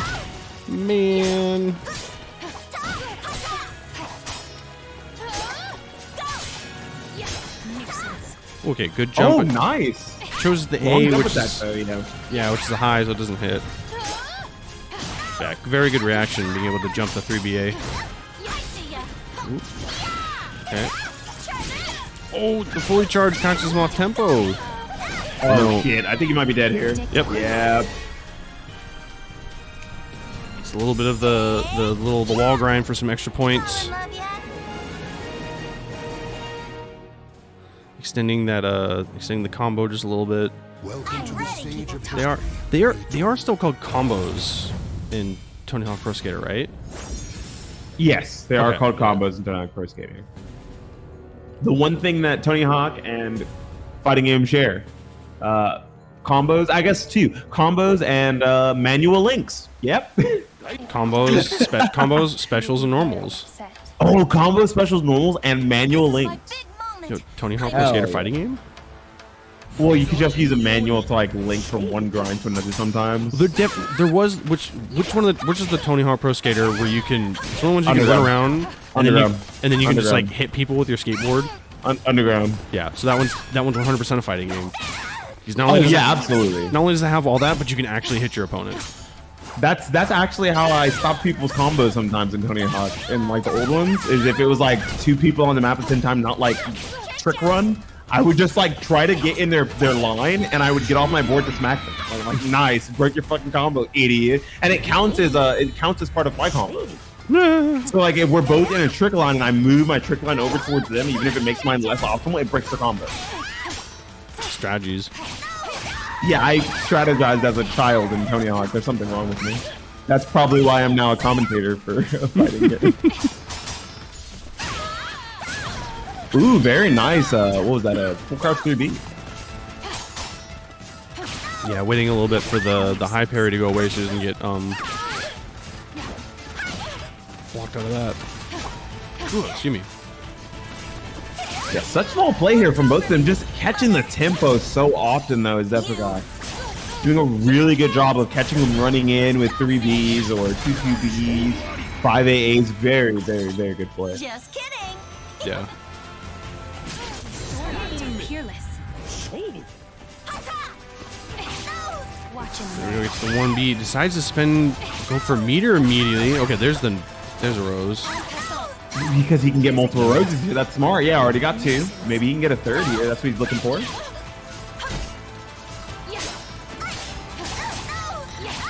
Middle. Oh, only gets two roses. That's a pretty bad situation to be in. Middle. Oh no. I think he might be dead. Nah, very close. Breathe life into me. Yeah, Zeph's working on it. Oh, wow. and catches him with the sidestep 2-2B, calling out the what is that? AMS A plus Thanks B. for the exercise. I believe so, yeah, where the rose throw. Damn, that was unfortunate. I think they saw on the ground and went for the 2-2B to try and catch them grounded. But Zeph rolled out just in time and then just mashes on that 2-2B, go for that whiff punish. He said, "Oh yeah, I do have a 2-2B. Thanks." So thank you for reminding me. Best in the game. Yeah, that was really rough. There's just so little that Amy can do to get kind of anything really going without taking some really big risks or really understanding like sort of a lot of hard read in what your opponent's gonna sort of do to sort of start guiding your offense going as Amy. And against an opponent like SCVI, who's just like so hard to make really big reads against and really sort of establish like what his tempo is, because he's always changing it and you're always making you second guess yourself. That was that was like climbing Half Dome. Yeah, absolutely. It's kind of hard to like. It's one of those. I'm crawling up a hill with weights on my back, and then people are also pulling on the weights to fuck with me. Yeah. Pulling your weight, just going, just kidding. Just kidding. Oh As they're, God. like, breaking your bones. They're like, oh no. Oh yeah. I'm gonna call a couple of these off stream matches. Perfect. I'll That grab gives me some- time to blow my nose real quick. Yeah, you do that. Alright. Okay. Just get these going. Local and send. There we go. Alright, yeah. Need those going so that I can get this match going, which is our last for winners quarterfinal. This is gonna be Yoshimitsu 6 and Infectious. Uh-oh. Okay, cool. Any more cat things? No, I thought I like slapped the shit out of my microphone, but I guess I didn't. No, not quite. I think I heard a moo, but it was fine.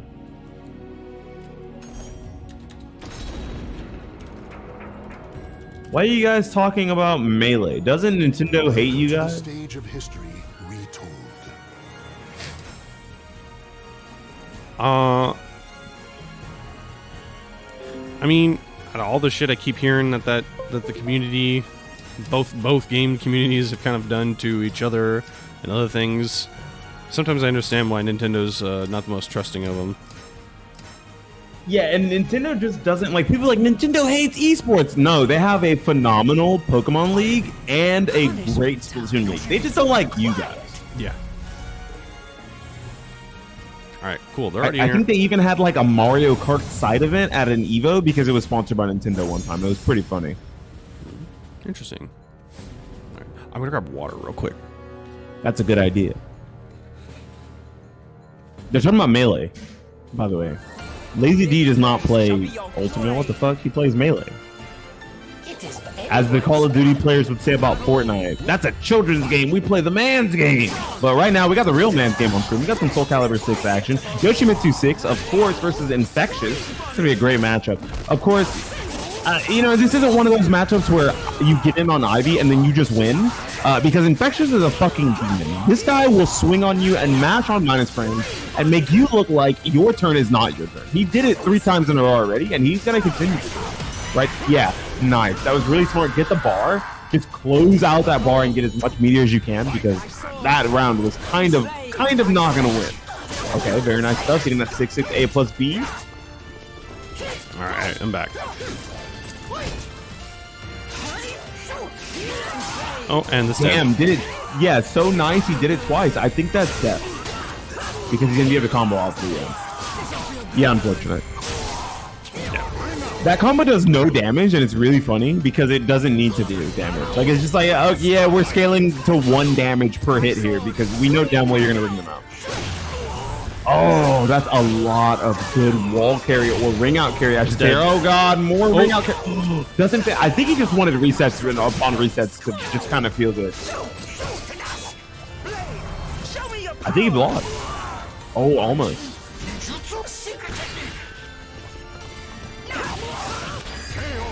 Very good 6/6 KK. Wow. Or 6/6 KA, right? Yeah, 6/6 KA. Yeah, I have no idea the input on that one. He meant to do 6BA but dropped the combo. The link is a little tricky. Got 6/6 BB instead. 6/6 BB also would have rung out because he was in the tumble state. But it's fine, no problem. He got it. Let's see if there's any adjustments on the side of Yoshimitsu 6. Now, this is a stage where it's a little more room to play around with, and there's no walls. You don't have to worry about nasty Ivy wall combos or nasty Yoshimitsu wall combos. But now there's just ring out stall both sides, which is probably not the best situation for Yoshimitsu. Nope.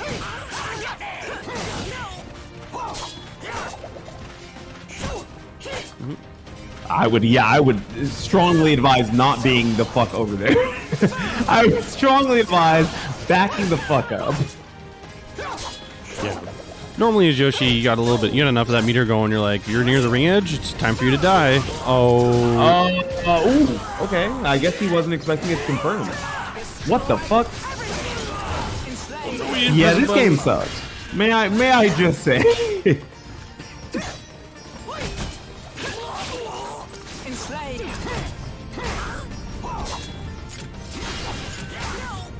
Yeah, like just poking him down here. Wow, almost. Whoa, that was amazing. Such attrition, playing so patiently there. Yeah, Yoshi doing a little bit better job now. Not trying to force his options a little bit too much. So now Infectious is having to make sort of the adjustments, starting to bring out the command grabs. Oh, yep, giving him the IQ punish, but I think that's probably not too bad until it leads into another one of these command throws back to back, 2 command throws in a row. What is going to be the Oki that close out the match? Close out the round. Oh, actually, it's still going. Oh, and he rolls around on the ground to get away from the ring edge first, and then immediately wakes up with the 6/6K after as he sees the whip happen. Good stuff.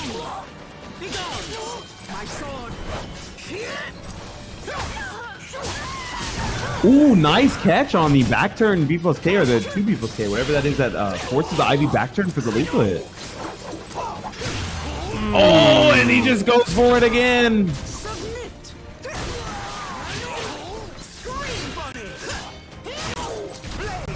Yeah, I like the Yoshimitsu tried to check out there, just forcing an option out of Infectious. Infectious was already ready, pulling that trigger before the full crouch 3A even started.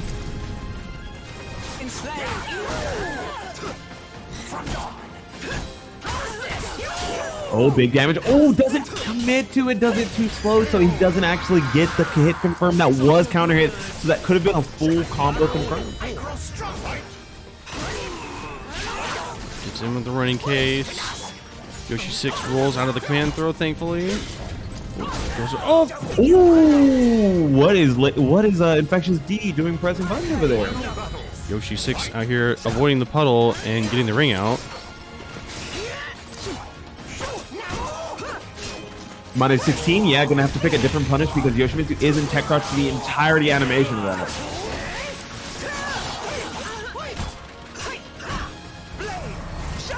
Oh, nice backstep and giving Infectious a little bit of space there, but so he can work his way back in and maybe find another spot in neutral to open Infectious up. Yeah, using that soul charge.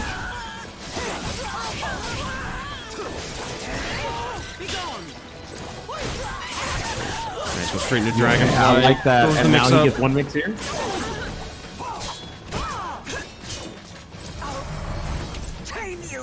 The second bar of meter from Infectious popped right on time, and here we go. The second bar of meter also from Yoshimitsu 6 still has that slight life advantage. A little bit of life disparity here, but nothing too major, especially when you're as fast as Yoshimitsu. Oh, he might be dead. Nice. Wow. Infectious takes that 2-0. Infectious. No room for fear in my Just going ham. I don't want to say it, but you know, let the TOs know it was close. You know, it was 2-0, but it was close. I mean, Put it in the notes, all right? I mean, damn. That was some shit. Let me check. Ho, ho, ho, ho, ho. Hold on a minute. Yeah, we got a big Maturino contribution. $20 from Steve Clark. Yeah, big shouts out, thank you, and also another from 15 from Marky. Thank you so much. And that's putting our current prize pool totally at 48. Yeah, no. Anyway, yeah, $48. Thank you to everyone who donated. Very much appreciate that. Again, it looks like we still don't have our free codes up right now. It's okay. It is what it is. But if you want, you can still, again, orange contribute button, donate your own custom amount to the prize pool, which goes straight to our players. So if you want to help support them, they would very much appreciate it. We would much appreciate it. So, yeah, it's an option. But if you ain't got nothing to spare, it's okay. We understand. Everyone's out here struggling. This is America. It sucks. We're trying to survive. Could be worse, but it's not great.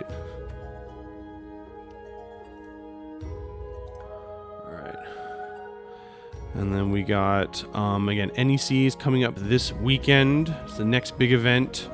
The weekend after, there is another event in the Pacific Northwest. Bonus Round is holding their annual winter seasonal event. This year it's going by the name Seasons Beatings. I love that. That's hilarious. That was really good. I like the picture too of the little anime girl with pigtails and the elf costume, and she's just about to bash your head in with a freaking fight stick. Dang, speaking of bashing, pickup selector bashing into that Mascherino with $10. Very much appreciated. Thank you so much. $10 more for the competitors. Woo! Let's go. We're over 50, over 50, over 50. No Mascherino codes. You guys are sick. Thank you guys so much. Yes, thank you. Oh yeah, there's the picture. I love that picture. I think that might be a fighting game character. I don't actually know. That looks like a Force of Will card art for some reason. Did you ever play Force of Will? It's like Weeb Magic the Gathering. No, I did not. It was really fun until it was not. By that I mean it got really broken really fast. Ah, right. It is now like Magic the Gathering, but only if Magic was only Legacy and Modern. Yeah. No Vintage, which is kind of slower. No Pauper, no Standard, no Command. No, all Legacy all the time. There was a turn 2 OTK, and it was like the best deck in the game for like a year. Well, that sounds shitty. I think you could technically do it turn 1 if you open the optimal hand, and you can attack turn 1 just like Magic. So yeah, it was pretty funny. Oh boy. Yeah, I thought the whole point of turn 1 is, or I mean, it's supposed to be the mana restrictions. But if you just get the right hand, it doesn't matter, right? Yeah, because it's like Legacy, how you just don't give a shit. Legacy is like, oh yeah, I know I have 1 land, but why don't I just like somehow get a Dark Ritual and like a what is it called? I can't remember the name of the stupid shaman, the one that lets you add 2 red. Like, yeah, I can produce 6 mana on turn 1, and then we can Factor Fiction and summon a Gristlebrand, and then we can draw 7 cards. All right. Okay. What am I doing with my life? I am continuing to get this bracket going as we move now into winter semifinal. That's where we're at. And we got up next, we have Ark Graves and Gorash. This is gonna be fun. Taki versus Astaroth. This is gonna be another one of those matches where Taki's gonna have to get in pretty hard here, but if she does, she gets to stay in and be extremely pesty. And I'm wondering if Ark Graves has any good like counterplay against this character, because if not, I mean, it's another fly getting swatted for the Gorash. He calls everyone a filthy maggot, to be fair. To the stage of history He does. retold. Everyone's apparently too loud. Oh yeah, be quiet now. I forgot he says that. He is a baby. He is like 4 years old, right? Like, babies don't like loud noise unless they're making it. Like, if you're yelling, a baby will cry, but a baby can cry all fucking day and you're not allowed to say anything. Honestly, they basically stay that way until they get to like 50. If you really think about it. I guess you're right. Yeah, I don't like when people cry either. I should just start crying if someone cries. Like, if someone's crying, I should just be like, ah! I should start crying at them. Maybe they'll stop. They're like, damn, this guy's really obnoxious. And they're like, oh, wait, I'm crying too. Like, oh, yeah, My favorite, like, my friends counter each other. If they ever started arguing or just doing anything stupid, they would just start, one of them would just start yelling, and just the other would just immediately start laughing, and just everything else wouldn't matter. Hell yeah, that's pretty smart. I would probably just yell back, like not even say a word, just like ah, and then like hopefully that would like break the. No, yeah, exactly. Like no words, just starts just ah, and you just get louder and louder until they can't do anything else. That's definitely pretty funny. Oh, there's some pretty good ring out carry. I'll actually put them back to the stage. I actually forgot that combo flips around to the other side. That first run went by so fast. Oh god, that's so much fucking death. What the fuck? What the fuck? What the fuck? Yo, where'd your health bar go? What the fuck? He donated it to science, apparently. It got donated to the science of the Church of Astaroth. That's not grappler things that just happened. I don't want to hear grapplers are so cool and fun as sarcasm when Astaroth hits you with his big ass axe and fucking hurt. What? What the fuck did that launch? Anyways, back to your regularly scheduled programs of Gorash absolutely shitting on people. Jesus. Anyway, welcome here to Wednesday Night Fights. We got our Guilty Gear Strive bracket happening right now, apparently. Yeah, actually, I forgot. This is your favorite low damage fighting game, SoulCalibur 6. But when Astaroth is on the screen, it looks just like Nagoriyuki. Congratulations. It's like Nago damage meets Potemkin. And Potemkin already does a lot of damage. Uh-huh. Just Nago does it easier. And good neutral, because Potemkin neutral kind of poopy. True. Ooh, catch the backstab. Good, Tex avoids that Oki setup. Oh, that was really good. Nice. Immediately waking up with Yari, seeing that he was in the air there. Getting a whole lot of damage on death, not getting too much guard meter though. Not guard meter, meter. Gorash, because he used that reverse sledge, already has a barb meter to play with for that second round, but Archives doesn't have one just yet. Oh god, not again. At least it's not 3/4, just half. At least it's not death. Well, I lied. You're dead. Battle 3. Fight. Oof. Arcray's starting to get his offense going, but Gorash immediately trying to put a stop to it, spins the soul charge.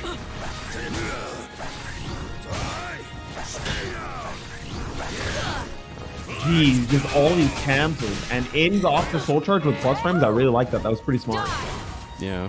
We watched him do it against one of his opponents before, but yeah, you gotta Yeah, he did. Yeah. Yeah, you gotta these cancels look like memes, but you gotta kinda respect them.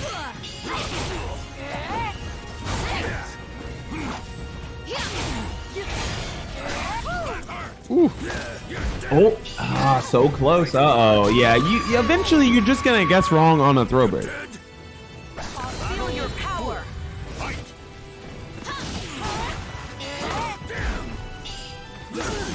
Oh, got up slightly too fast. There was already ducking, immediately got up into it and took a whole host of damage. This could be a one-step situation. Ooh, I like that. Immediately going for the soul charge. I was saving Okay. this. Send his own soul charge back. I like the bull rushes there because it kind of just makes it so that is a huge gap. You are not allowed to do that against someone who's awake and alert. And Gorash called out that gap at the AAA string and closed it out with the 3K. Wow. Gorash that was a speed run. He said, yo, I really got to pee, but I guess I'll finish my match first. Hold on. And this, folks, is why Guilty Gear Strive went to first to 3. To be fair, not all characters are doing that disgusting damage to people and giant read damage. Yeah. But if Is you there didn't drug know any tests before better, this tournament? No, if you're on Adderall, it's fine. It's okay. Most of you are probably on the spectrum of ADHD. You need it. It's fine.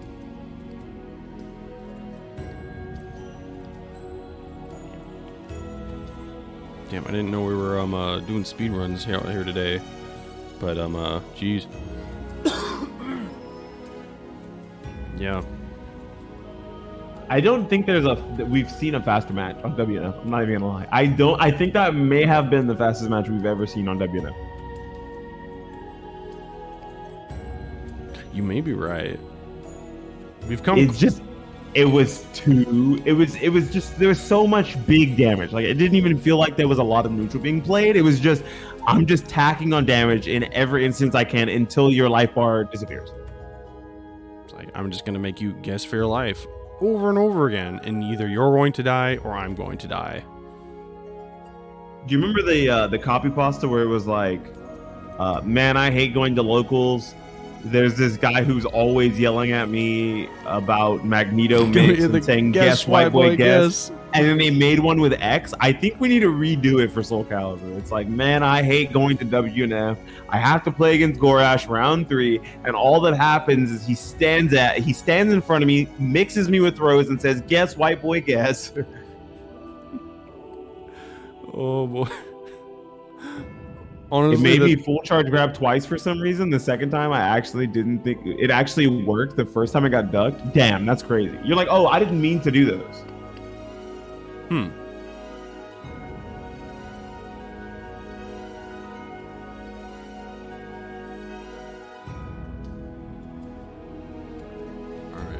All right. Well, I guess I'll bring out our next winner semi. We're moving through this way faster than I ever really wanted to, but it is what it is, I guess. That's perfect. Oh. Yay.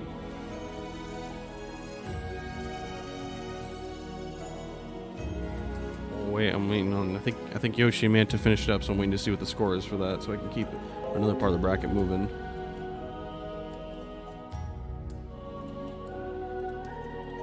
There we go. All right, Yoshi 6-2-0 over Manta. Dang, that could have been a winner's side a winner side semifinals match. The composition is so stacked that like there's just so many people already in losers that we didn't even get to see on stream yet. Manta is a good example of that. Yeah, we're at that point in the bracket. It's all big hitters left now, so everything's gonna be a wild match. There's no slacking off anymore. Alright, 4. Those 2 going, and then I gotta turn off one of the servers I don't need anymore.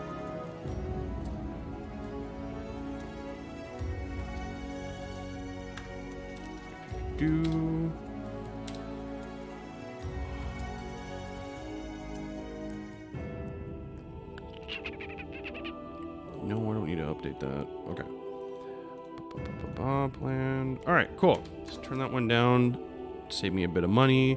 And then let me call up our next 2 opponents, which is going to be Infectious and Zefukai.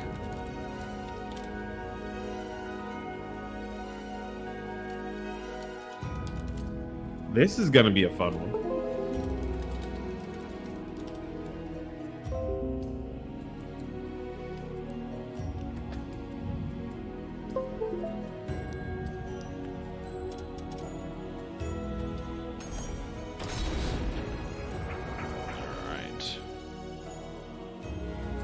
Welcome to the stage of history retold.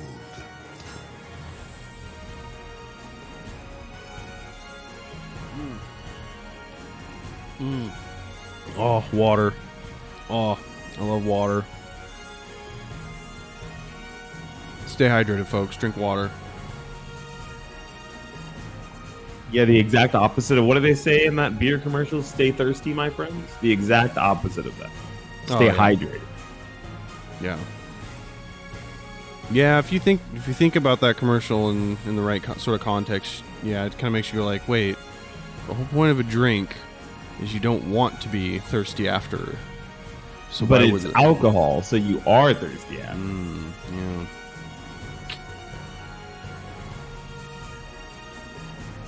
Yo, Graffiti, are you okay?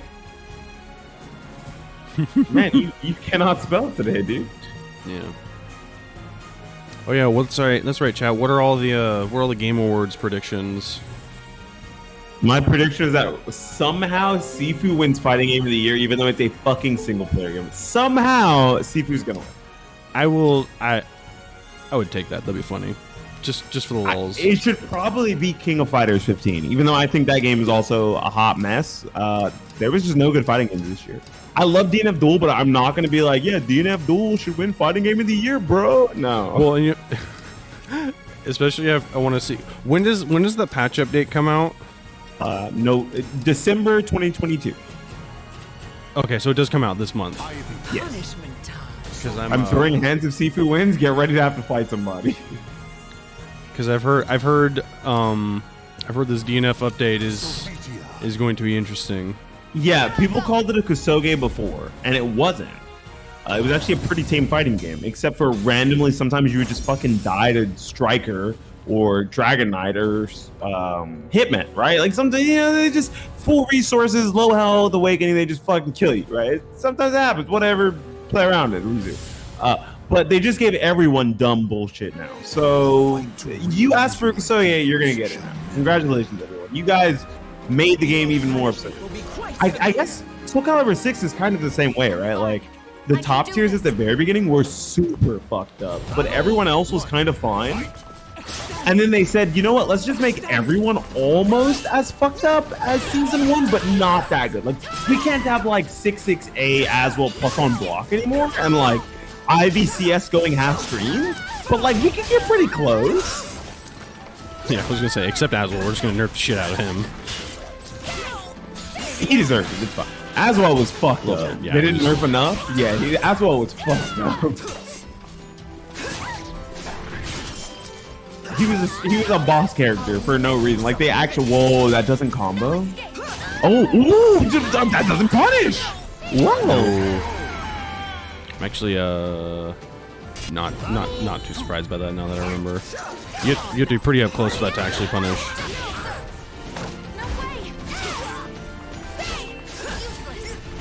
Nice GI. Keeps his offense going.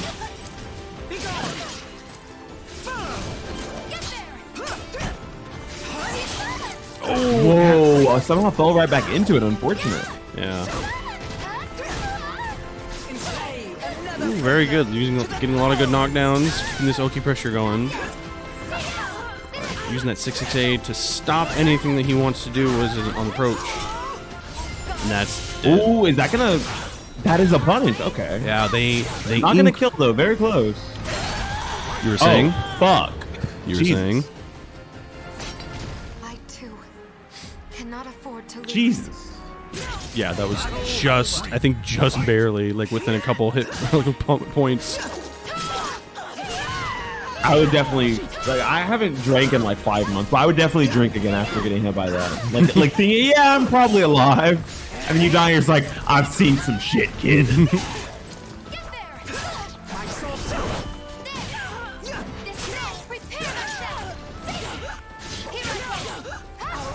That guy's movement around the really vertical approach from Infectious is working out really well. Oh, shit. Oh, yeah. Okay, almost really bad news. Oh, okay, really bad news for Infectious. Yeah, you're exactly right. Like his positioning is just like making these like point blank whiffs like just happen over and over and again. And Zeph he's not getting huge punishes off of it, not all the time, but it's enough. And it keeps happening. Yeah, it's truly death by 1,000 cuts, and it's effective enough because a lot of what Sophie's doing when she gets these smaller punishes is little knockdowns like that where you just have to guess again. Yeah. Both options are punishable, and Zephykai was ready for only the first hit the second time. Very good stuff. Wow. Yeah.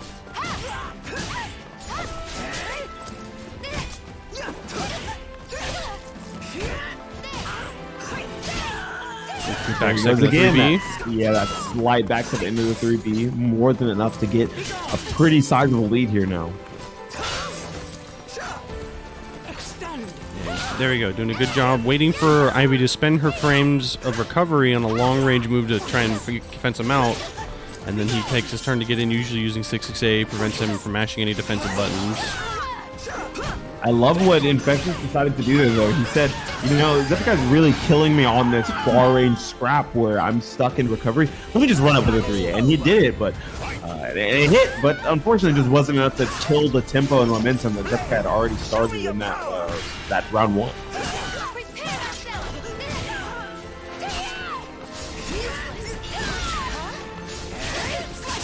Nice, yeah, calling out the sidestepping.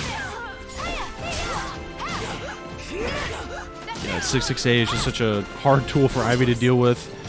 Doesn't really have any good answers to it other than block. Which this is an unfortunate situation because if he gets hit once by a launcher or anything, really, he's dead. He straight up dies to CE here. Oh. Ooh, and he closes it out with the rope him up throw. Nice.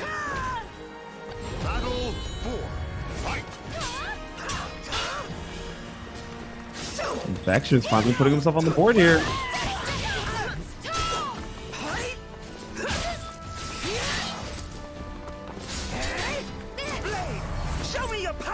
I'm not sure if I like that soul charge usage, but let's see if he can make anything off of it.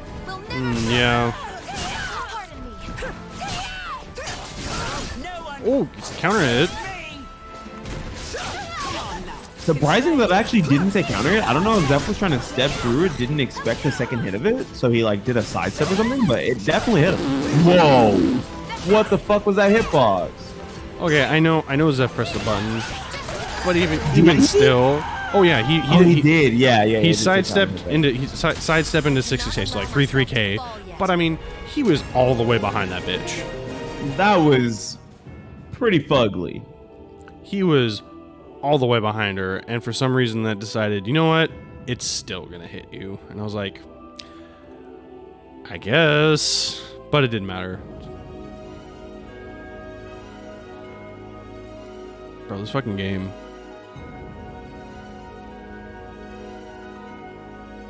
That's just how it be sometimes. I think the more you play the game and the more you get used to those things, the less you're just like, whoa, that happened. Like it's no longer a jump scare. It's just like, I did it to myself. I played myself. I know what happened.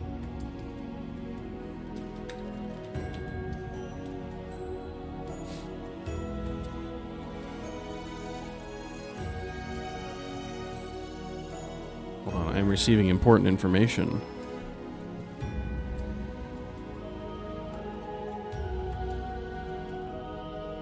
Very, very important information. It's about frame data. Or something. Frame data. Yeah. Oh, I don't believe in that. Oh no. We don't like the black Transformers said from the second Transformers movie, Mudflap and Skid. Oh no, we don't do much reading. That's me. May I just say that I don't think that those caricatures of black people as Transformers would work in 2022. I wasn't offended. I thought they were really funny. But unfortunately, not everyone has the same sense of humor as me. Some people would definitely be offended by that shit. I thought it was fine. It wasn't too bad. One of them had a gold tooth, dog. I mean, I think maybe both of them did. I'm not even sure. all right. Mud flap. Okay, yeah. And So I got it confirmed. I learned some very, very important information just now. You ready for this? What's up? There is in chat a birthday boy. Well, it ain't me, chatter. So whose fucking birthday is it? It's someone who doesn't like pickles. Oh, I already know who it is. You look, you made that too free. That's not. You can't start with that. You could have been like, he's retired, one of the greatest SoulCalibur North American players we have. Okay, well, I'm not gonna say he's retired because he's retired like 8 times now and keeps breaking his promises. So I don't trust him at all. He's about as retired as I am. He's retired. He's as retired as Tom Brady is. Oh, so true.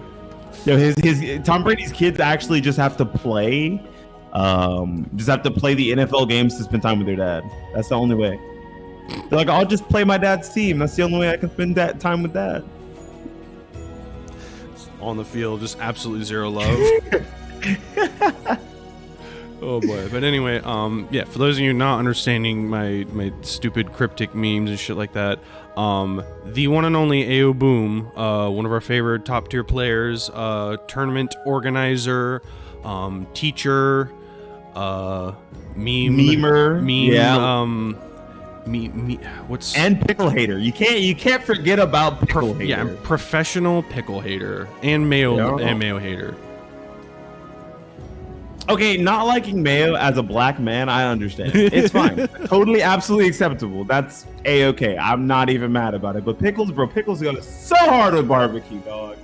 Man, Boom. I know you don't think you're missing out, but a good Texas barbecue with some pickles and onions and cilantro, dog. I like pickles like as an item. Like pickles and mayo. That's a quote from me. Actually, no, he's right. No, it's his birthday. Everyone in chat.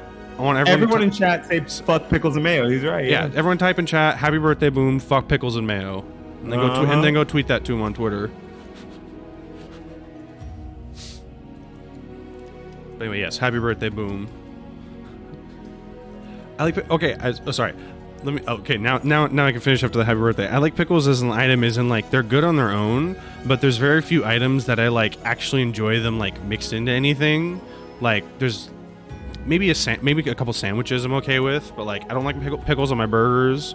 I don't like pickles like with like fried chicken specifically. I don't think I've ever had. Oh yeah, I guess people do fried chicken sandwiches with pickles, right? That's normal.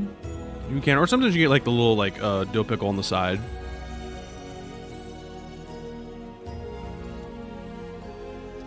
Damn, I'm trying to think of how I would enjoy barbecue without pickles. Take on onions? Boom, there's no way you don't like onions, right? If you don't like onions, you're racist. It's just because they're white. Unless you get the red ones. I was saying not all onions. Or the yellow ones. Or the green ones. Oh my god. Alright, this is a weird birthday wish, man. I don't know what's going on. 3 other fucking onions. I'm like, wait a minute.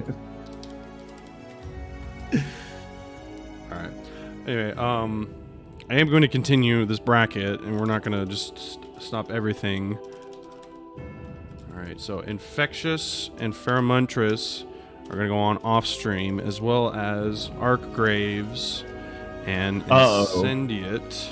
Damn, I get to correct someone in chat. Graffiti Souls. Pickles come from cucumbers, and cucumbers are actually not a vegetable because vegetables don't have seeds or grow on vines. Cucumbers are actually a fruit. Just throwing that out there. Yeah, or yeah, the seeds for vegetables come from not the body of the vegetable itself. The vegetable itself. The sprouting part, which like a potato is, I guess it's a starch, but you consider it a vegetable, and it itself is the seed. Yeah, it grows from itself. It's really fucking weird. Isn't it? Yeah, like if you ever like get a potato from the store and it has little spuds coming off, you could straight up plant that motherfucker and you'll have more potatoes. It's just you want to know what's also fucked up? That means it's the Cucumbers most are indeed a fruit. Yes. That means it's the most accurate vegetable in Minecraft. Yeah, because you just throw that motherfucker in the ground and you get more. Yeah, and you just get more, and you just bam, profit, and you're like, wow, that's literally how Minecraft works. What about pickled? I don't think I've ever had pickled onions. That sounds fucking disgusting. Yeah, let's move on to some matches. Pickled onions are good. Oh god, you've had pickled onions? I don't think I've ever had a pickled onion before. They can be like in a lot of Asian dishes and other things, but oh, okay. Yeah, pickled red onions, fuck. They're pretty good. Did I just ruin your day, Graffiti Souls, by telling you that cucumbers are a fruit? Tomatoes are also a fruit. Just having the small existential crisis. All peppers, like jalapenos, banana peppers, bell pepper, they're also fruit. Yes, the world of produce is weird and very popular in Texas. Yeah, very popular in Texas indeed. Well, it's just because like you see those in the vegetable section because most people just think of them as vegetables because when you think of fruits, you think of like sweet things, right? So because you think of sweet or tart things as fruits and like yucky, nasty, I'm a little kid and I don't like these things as vegetables, then like most people are like, yeah, cucumbers are vegetables. It's like, nah, they're fruits, technically.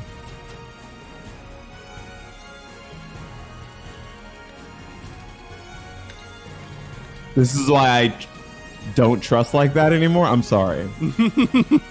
When you go to your local produce section in the store, just start moving all of the cucumbers to the fruit section where they belong. And when like a sales rep or like a cashier is like, excuse me, sir, what are you doing? I'm like, I'm putting this in the right spot, you fucking liar. You know, just call them out. Let them know. Yeah. Yes, the world is a very, very wide and varied place, and there are a lot of strange life forms that have adapted over the years, and we eat most of them. I think some cultures even eat algae, which I'm not gonna do, but that's cool. Makes sense.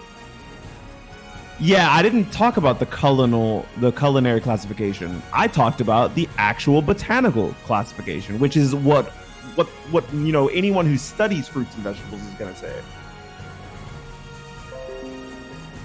We consider them vegetables because it's just easier to classify something that's not sweet, culinary-wise, as a vegetable. Just like you're gonna consider peppers a vegetable, but they're not. They're a fruit. Yeah.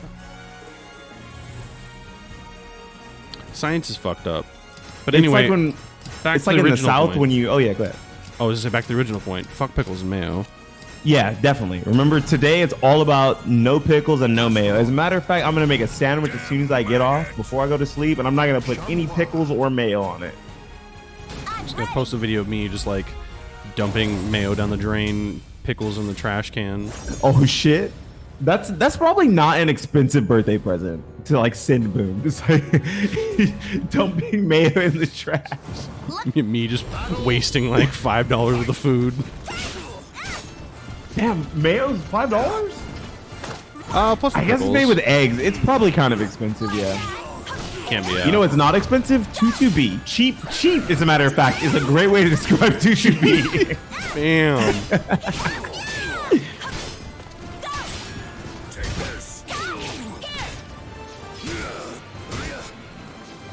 Gosh, trying to get that 6B counter hit for the reverse ring out. You know he wants it. Yeah, I don't think Zephyr gonna give it to him, right? So you're just gonna have to attrition this man out, which at this point in the match is gonna be it's gonna be pretty hard because of how big of a life lead he started. Oh, gets the giant lethal hit off this while catching him sidestepping. Oh wow, ooh, that's death. Yeah, unfortunately, if you get slapped by that, you're just dead.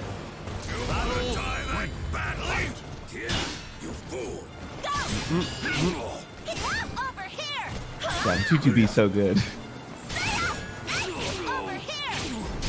2-2B, you thought you were gonna check me? I'm swinging.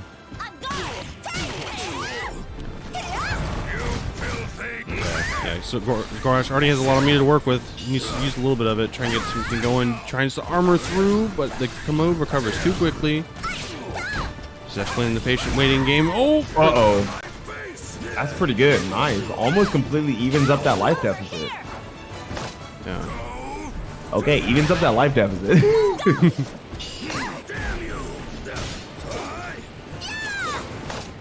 Whoa, that was really delayed. He had so much time there, and unfortunately, he didn't close it out, and now he's gonna die. Justice will prevail. Yay. Yeah, as we watched Zeph do before when he was playing Infectious, again, using his movement and sort of his timing, really denying Gorash a lot of the options that he wants to do, and making him have to sort of think twice about what he's going to do. Oh, a dice punish. For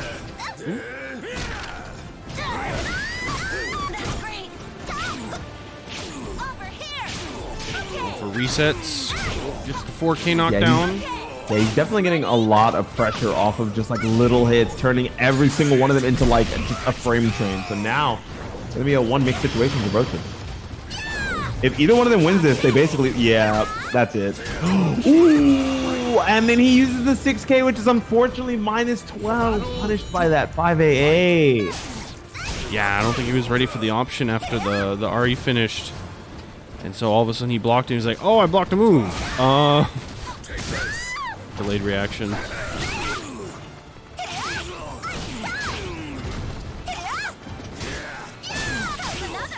How many hits does 2-2B have? Does 2-2B break armor? That's a great question. I think it's only 2. Oh, that's dead. Oh, shit. He took a round. Let's go. Yeah. Battle 3. Fight. Ooh, full charged. Oh, but there goes for it again. Got a little bit too greedy, trying to go for another tech trap. He wants that max damage. Unfortunately, against his opponent, I don't think a lot of the subs are really going to work. Zeph's going to be expecting that. He's played Gorash enough to kind of know what he likes to do. Yeah, right now this just feels really clinical on Zephyr's part. Kind of just dismantling Gorash's offense and forcing him to play in a slower style that he clearly doesn't really want to play. Oh, dude.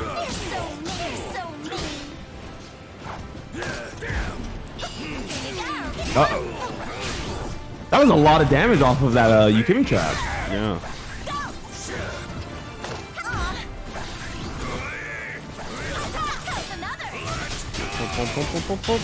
Plus on block. Oh, wow. That was an interesting reversal of fortune, but now, I mean, having your back to the ring edge of Astaroth isn't the worst thing in the world. You have some pretty good reverse ring out options, but that guy's kind of just running over him with these tech route options. Yeah. Oh, that's a very good That block is punish, minus, yeah. I think minus 14, so. Yeah, Astaroth's 3B's like I-20 or something like that.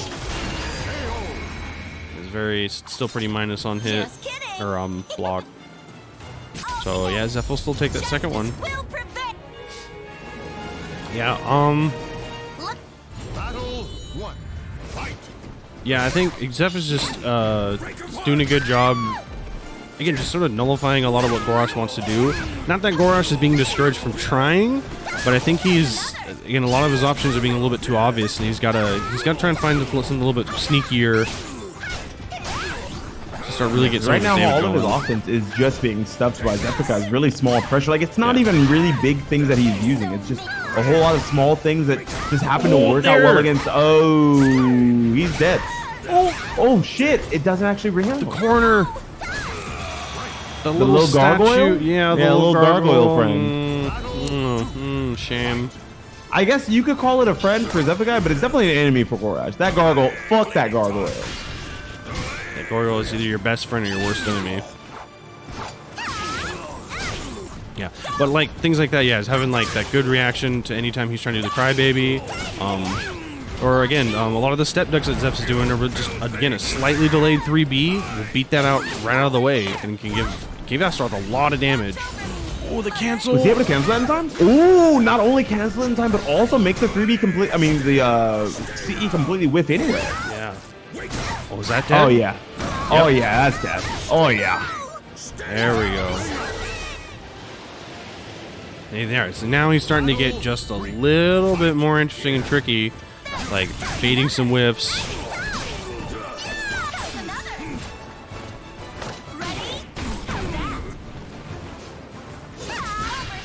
Really good patience. Gorash trying not to, again, get too aggressive or force anything.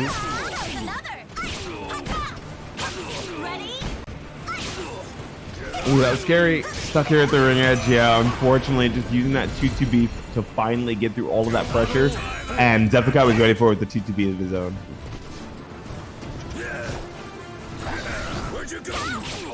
I feel like there's just a couple, like, yeah, Astaroth, like that button 3K and a couple of his faster buttons.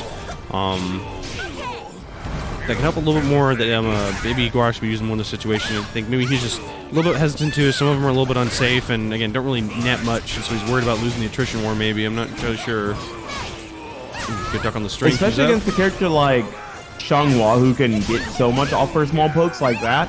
You really don't want to just throw away attrition. So I can see why he's forced to play slower here, but it probably doesn't feel good. And it also probably doesn't feel good to end up in the losers bracket 3-0, but it's Zephyr. What can you do?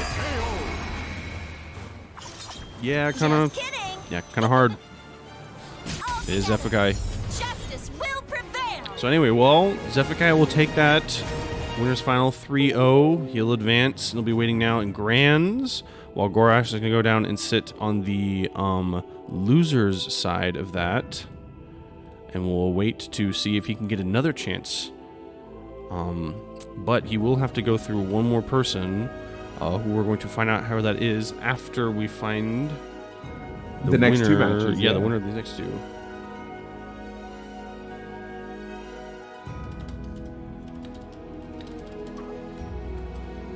Alright, so let's see.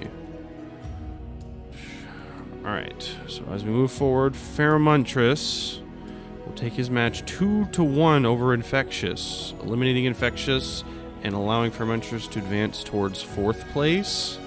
And we are just currently now still waiting on the results between Archgraves and Incendiate. While we do so, we can double check real quick, see what our Matcherino's going through. Still sitting at the 58. Refresh the page. Yeah, still sitting at that 58. Still, unfortunately, no free promo codes for tonight. I think maybe something slipped up or what happened. I'm not entirely sure, but it is what it is.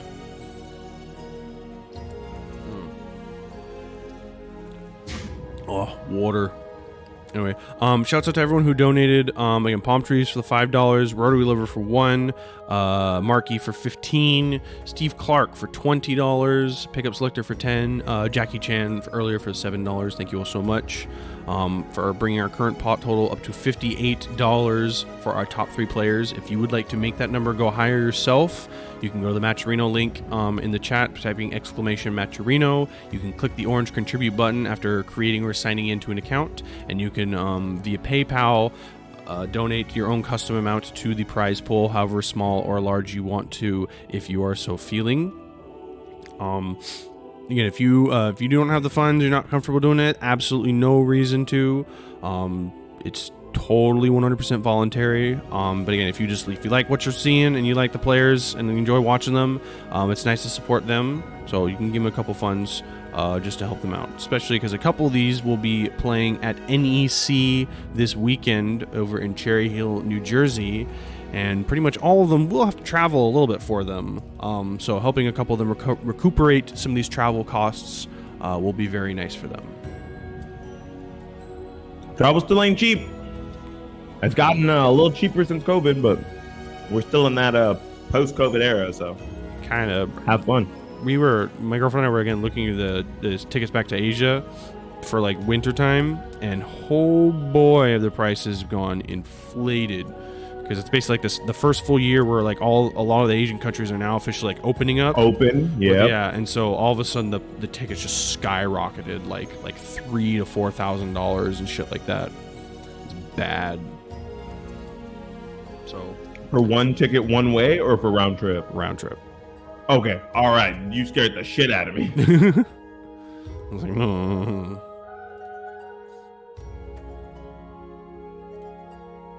But yeah, yeah, no, it was yeah, it was bad. So we're not going not this year. Well, maybe towards the end of winter, parts of next year, we'll do our trip. But yeah, it's not gonna be fun for my wallet. Neither is upgrading my PC, but it needs to be done. Yeah, I did buy upgrades. I upgraded my RAM because as I was playing Darktide and I was checking some things, I didn't really. I noticed as I was watching, it was like, oh hey, Darktide is using basically all of my RAM. Oh, I thought you had to change frequencies or something. You went up from 16 to 24 or 32. Yeah, because when I switched over in this PC, I went from an Intel chipset into AMD, so a whole new motherboard, and I just was like, well, I just need some fucking RAM, so I just got like 16 gigabytes of just like regular like DDR4 60 megahertz, and I was just like, yeah, this will be fine. It's just fucking RAM. I don't run anything too wild or crazy on it. But now it's like 7-8 years later, and that's actually finally started catching up, and so I was like, oh wow, this game is using way more RAM than I ever thought. So I just got a couple sticks, and now I have twice as much. That's almost twice as fast. No, more than twice as fast. Hell yeah. No, I went from 16 to 24. That's right. And it I helped a little bit. I definitely want to go up from 16, but I'm like, I think what I should really do is just stop using Google Chrome, and I think I'll be fine. Yeah, Chrome is a big if I culprit. just stop using Google Chrome, I can stick with 16 for years to come. Yeah, for me, it was just one of those things like especially RAM is just like one of the cheaper components now you can get for it. And it's gotten a lot cheaper too. Yeah, I mean, it was looking like those what are they got, like the G-Skill Tridents or whatever, and like the RGB is like the basic one, and even that's still cheap. It was just like, this is like $80 for 32 gigabytes of RAM. It used to be like $60 or $70 for 16 gigs, by the way. Yeah, like, yeah. Actually, during the pandemic, yeah, that's right. It used to be slightly cheaper, because I guess a lot of the components they use aren't quite affected by like a lot of the chipset problems, like the memory modules. Yeah, all the stuff that we're running short of, just because of a lot of the factories overseas impacted by COVID and labor shortages and whatnot. So yeah, so it works out. So that's why I just kind of went and got through that. But yeah, I'm at that point where really the only things left to upgrade on my PC would be the CPU and the motherboard itself.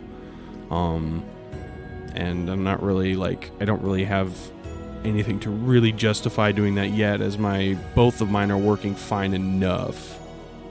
I'm on a 6-core 6-thread from 2019. I'll probably move to like an 8-core 16-thread or like a 6-core 12-thread, because I think those are kind of neat. The extra threads would be helpful in streaming. Yeah. And a 1650 super kind of dookie, but I've been making it work for the past 2 years, so we'll probably move on to something better. Yeah, no, I'm still, I think I'm on my Ryzen 5 from like 2017. Ryzen 5 2700X? Wait, Ryzen 5. Ryzen 5 2600X. Yes, I'm on 26X. Damn, I'm good. It's been doing me very, very good for a long time. Yeah, I think the Ryzen parts age really well because they're all on the same platform. So like if you're on AM4, you can just say fuck it and like move up to the 5th gen series, and you won't have to upgrade to AM5. Oh god. Yeah. That's basically at this point, like, yeah, the only thing is either making the switch back to Team Intel, or upgrading to a big fancy CPU that I would hopefully not need to replace for like 10 years. But that's also a lot of money. which I currently do not want to spend, especially since I bought that new laptop recently, which has saved me a lot of time, trouble, and effort. I'm very happy about that. That's why I got one. I got a laptop because I was like, you know, I don't want to have to be like sitting in front of this desk to do certain things, like any sort of clipping stuff from my streams or highlighting stuff for YouTube or even just gaming. Like I can do this anywhere as long as I have a laptop. And I was like, oh, maybe I should buy one. All right, there we go. That match just finished up. Incendiate will advance 2-1 over our Graves. Perfect, and that'll bring us. Loser Simi is going to be Pheromontress versus Incendiate. Cool. Indeed. So let me turn off these last 2 servers, and then we will start getting that going. That one down, and this one. Boop. Alright. Shutting down. Perfect. Alright. Cool. We can keep this show on the road.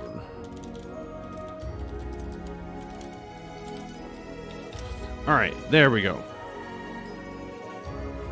Let me get my scoreboard reset for these next 2 up-and-coming players. Or upcoming, not up-and-coming. I'm tired.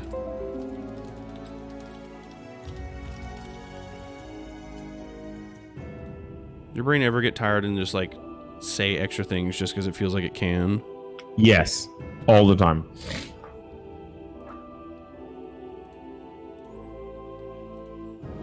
Don't play card games really late at night when you're sleepy, because then you talk out your entire play and watch the timer go down and you're like, oh yeah, I should have just done the cards. Just put the cards on the board. The evil villain monologue. Well, it's because I'm like, yeah, let me make sure this line is right. This sounds okay, blah, blah, blah, blah, blah, blah. And I'm like going, and it's like, you know, that said I had 300 seconds, and now I have 120. What happened? All right, start playing the fucking cards. Hurry up. Yeah. Card games on motorcycles? I do indeed like Yu-Gi-Oh!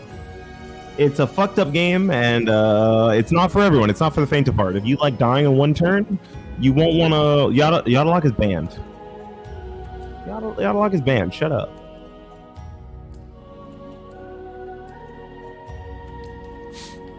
Damn, actually banned. Rip. I think both pieces of that combo are banned. Oh, actually, they took Chaos Emperor Dragon and Boy of the End off the list with a really bad errata where the card fucking sucks now. And Sangan is off the list with a really bad errata, so it fucking sucks now. So the only thing that's still banned is Yada, because if it attacks your opponent directly, they can't draw. So what you do is you hand over your opponent, make sure they have 0 cards in hand, and then you attack them with a little bird, and they can't draw, and you keep hitting them with a bird every fucking turn, and they can't draw a card, so they just die from like... It's literally death by 1,000 cuts. It's fucked up.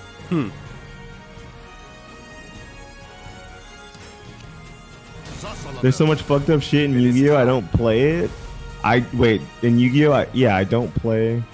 I just find all the strategies interesting. Did you say strategies? Oh god.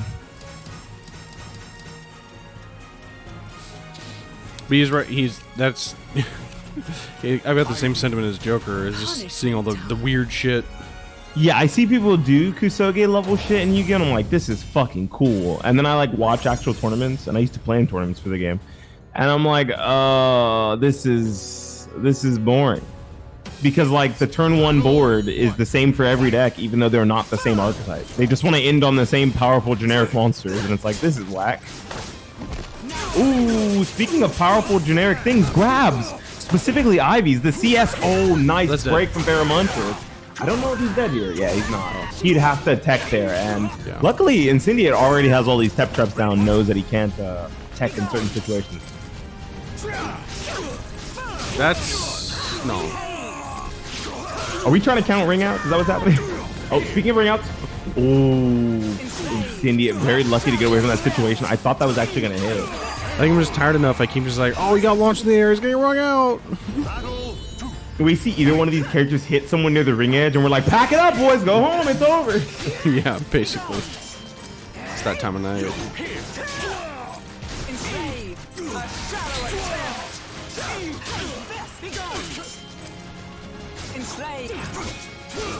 Oh, made his way in, but unfortunately didn't get any damage off of it. And Cindy is calling out the 3 AK.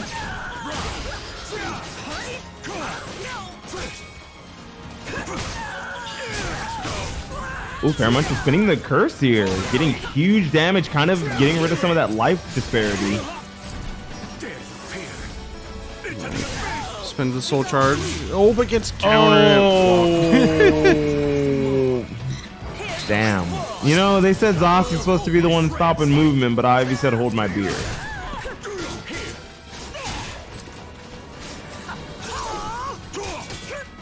Ooh, almost got the punish there. Minus 14, but no punish on that. Surprising. I could have swore Ivy's 5BB was I-14. Good.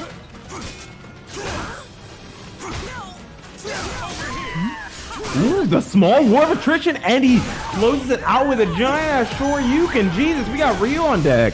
Fairmunch is supposed to be pretty excited for Street Fighter 6.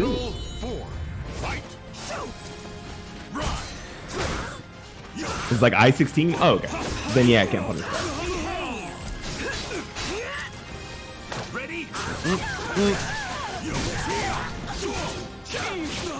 Minus 14, yeah. Throwing out the launcher because sometimes it's just kind of nice to make your opponent have to choose between stand blocking or ducking. And a lot of what Zos has on Oki is mid. It's very, very strong mid. So, you know, using lows over and over is kind of the safe play because your opponent knows your mids are stronger than your lows on this character.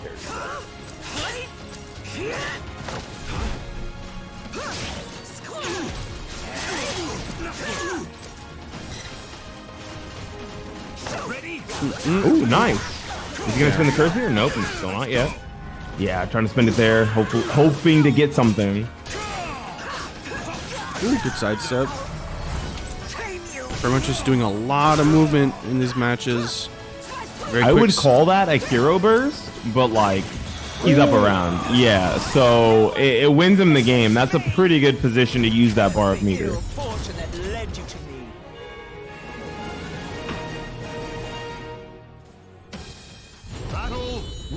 So this is like a weird lore match, like the immortal lady versus the dude who travels time.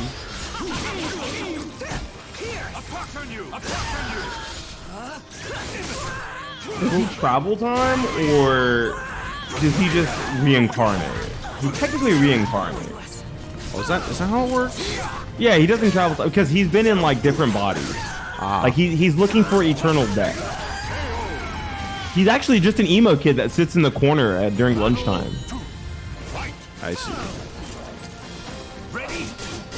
No one in this fighting game understands me. Yeah, no one in this game truly understands my pain. Siegfried's like, I killed my dad, and he's like, yeah, I've lived like 500 lives, bro. Okay, like, yeah, your dad's dead. Big whoop. Okay, I've had like 9 dads in the past 100 years. They probably don't live very long, is why I say that. They probably live to like 30. Yeah, especially in those times. Yeah, we've established that there's 2 rats in this game, so the bubonic plague is in full effect. Minimum 2 rats. I guess you could also consider Talon. Ooh, another good 6/6 B plus K.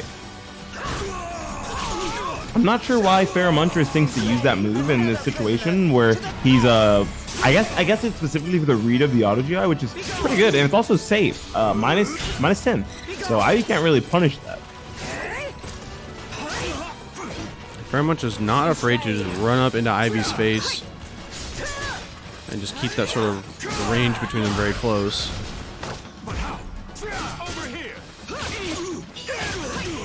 Oh, I'm surprised. What? That was a tech crouch and it just didn't work. Battle 4. Fight.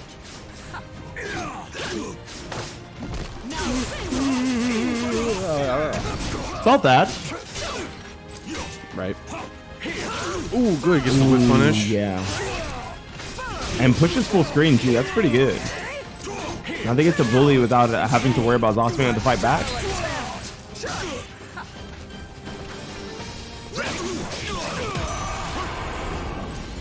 Ooh, nice. Get a quick tempo read there. Use that to take the round. All right. Yeah, Zal's still doing just a lot of safe 2G, 2G, 2G right in his face. Step decking a little bit as well. Yeah, not trying to give up anything big for Incendiate to be able to punish. Wow, going for a high right after that was probably the most big brain play ever. Because there's so many instances where as soon as Za soul charges in your face, he's gonna go for something like a 1AB, and that would have immediately stepped under that high. But Incendiate having the knowledge to check that situation and pays off, steals an extra bar of meter from Monstrous.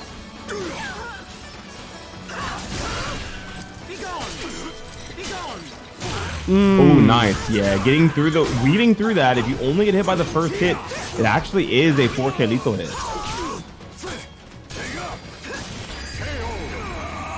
Ooh, there we go. And challenges, even though 3AB hold plus or at 0, Incendiate challenges it, assuming that because he's been stepping so much, he's just going to go for another side step to kind of offset some stuff. And it worked out as a pretty good guess. That 3K will take it. Incendiate will advance. That was 5K, by the way. Although, that was just the 5K. That's that was right. 5K. Yeah. I said 3K. I was like, but that doesn't look like 3K. Yeah, it was just 5K, just straight up raw, fastest button she's got. She's like, I'm throwing this out. We out here. All right. So that'll mean Incendiate will advance and get to face off now against Gorash in losers final.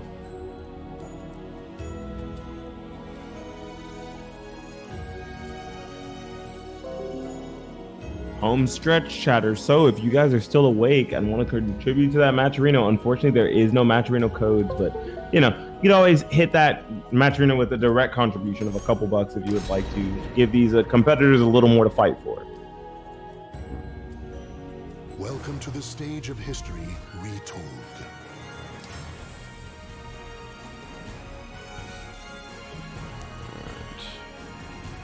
Yeah, I was just double checking. Still no free codes, but oh well, it's okay. Big shouts out to Yeah, I everyone who looked donated. too. I wasn't sure. Yeah. I was like, I hope there's free codes. Okay. It's okay. Not one of those weeks. Maybe next week. Astaroth. Damn maggot. All right, so here we go into our top 3. Incendious asking for just a little bit of a 1 minute. That's totally okay. Speaking of New York Caliber Tournament Online, their next. When was the next online? I don't remember. I'd have to check. I have to check Twitter. They might be. It might be this month sometime, or it might have already happened. No, yeah, I think it already happened at the beginning of this month, and then it'll be happening again sometime later. But yeah, but New York hosts online Parsec tournament once a month as well. They're also finally giving back to offlines and have been joining their local Tekken scene on Sundays once a month to host offline gatherings. So again, if you're in the New York area or close enough to drive out to, I believe it's in Brooklyn, there are still locals going on out there. And you will get to play against and meet some of the greatest players SoulCalibur 6 has seen and known. And most of them are pretty cool people. But we have that going on. NEC's coming up this weekend. Bonus round the weekend after. In February, Frosty Faustings in Chicago? Is Frosty in Chicago? I thought Frosty is in Chicago. Frosty Faustings will be happening. SoulCalibur will be at that event as well. I know it's in the Midwest. I want to say it's Chicago, but I know it's in the Midwest. Might be, yeah. Near Chicago, that's right. Thank you, Grolix. Yeah. And then I forgot, Vortex Gallery Online will be happening in March. That's going to be another fun one to pay attention to as well. All right, but here we go. Losers final match. Hey, random stage is random.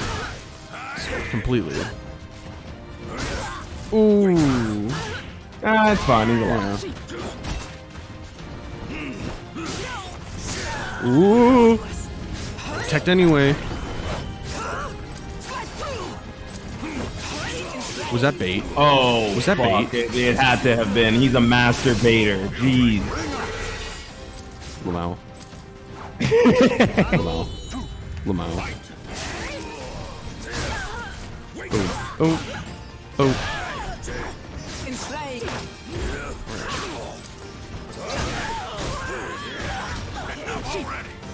Okay, so Gorash going for some of these big reads. He's trying to guess him, trying to jump off some of his Oki setups. I love this matchup because it's the two longer range characters in the game fighting each other in far range, and then once they get in, they're just throwing grabs at each other. They're like, so anyways, I started grappling.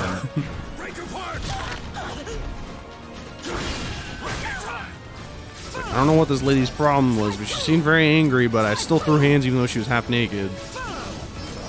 He's kind of half naked too, to be fair. Oh shit. Oh, he's alive. Yeah. He might not be alive anymore. He is still alive. He has not been unalived. Not quite. Senia gonna spend a soul charge, try and make him unalive. Runs up into his CS. That does kill him. He has now been unalive. Would you like some more? Ooh. Ducks, full crouch 3B. That's a decent little chunk for trying to roll around on the ground. Ooh, nice. Ducks up with the throw punish. Senia just laying on the damage here this last round. Possibly for him. Alright. Gorash throws on the soul charge. Senia stays on the ground and gets caught by a 2-2B for his troubles. Ooh, that was really good. And he's going to be able to get really good damage and takes the round off of the reset. Gorash playing that so, just so ferociously. Bro, do you like guessing for your life? You like I played Mortal Kombat X, yeah.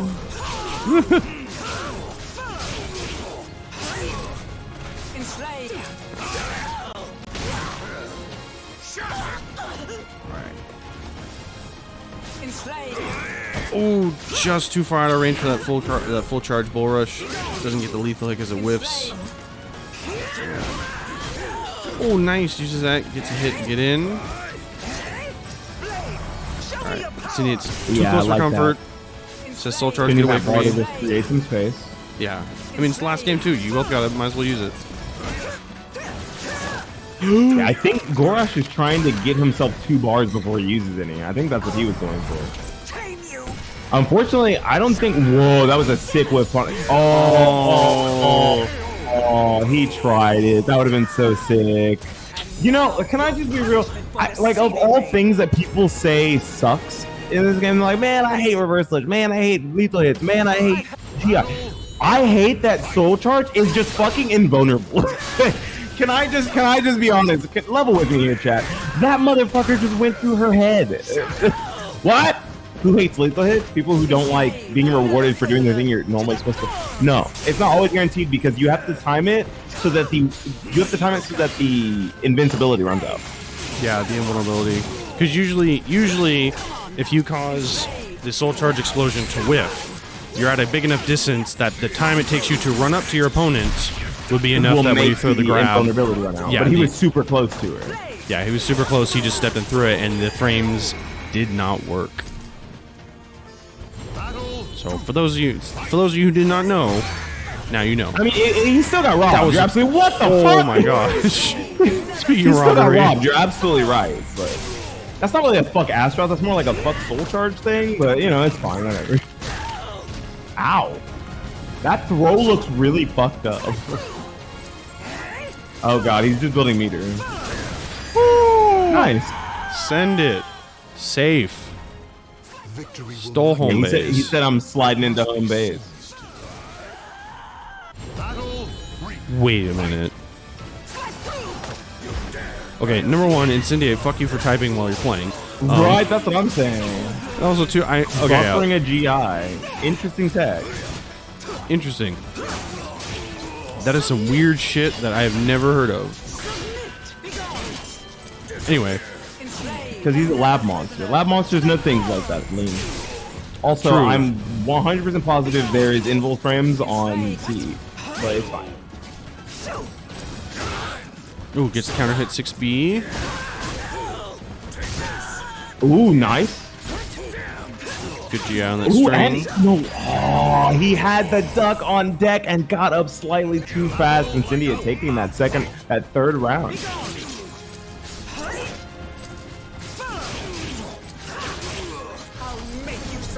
It's gonna be a lot of damage.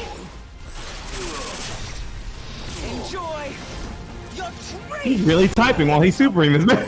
I mean, he's got the time.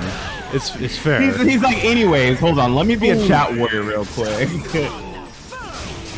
Love this for you, King. I mean, it's still one of my favorite things watching like a. I mean, it's a lot. He knows. He knows. Ooh. All right. And now your punishment for the This idiot is a demon. All right. Oh, yeah, so maybe sometime later, again, someone can go back, you can clip that interaction, and someone can do the frame by frame breakdown. But for now, Astaroth is throwing his hands against this angry white lady. Ooh, that's kind of scary. Yeah. Trying to backstep there leads to you getting thrown towards the corner. Oh, what interesting. They both had grappler brain. Dead. So we saw Gorash speedrunning earlier, and I think Incendia, being on the East Coast and all, is now ready to go to sleep. So he's also trying to speedrun. Because if he can make it back to Zephyr, he's going to have to win 2 sets. So he's like, look, let me get through this one as fast as possible. Yeah, he's, I mean, shit, he's an hour ahead of you. Oh, yeah, he is an hour ahead. True. God, it's fucking 12:53 for him? Jeez. He is a Wednesday night gremlin. You mean Thursday morning gremlin? True now. Ooh. Oh!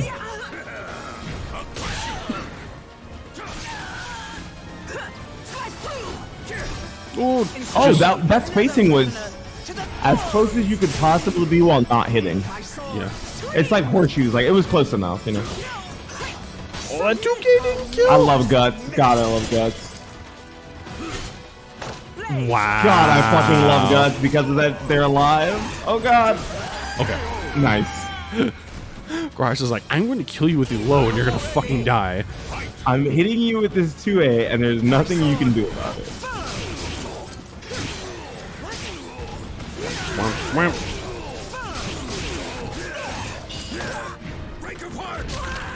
Okay, here comes the blender. Ooh, yeah, REing his way out of it. Good stuff. Pretty smart there. Yeah, Ari, This could lead to a... Wow, he didn't just go for the B for the kill. Okay, never mind. wait, he armored through it? No, it went under it. He went under it. If you're really close to Ivy, it's actually a high. If you're really close to Ivy, it's a high. Don't worry, guys. That's normal. It's a high when you're close to her. Stop tripping. It's fine. It's fine. No, I didn't know that. No, he was behind her. This game is something else. When you're really close behind her, it's a high. If you're further behind her, you do get hit, and it's a mid. It's fucked up. It definitely hits behind her. Bro, there's been so many weird interactions in this match. Ooh, oh, it doesn't get it.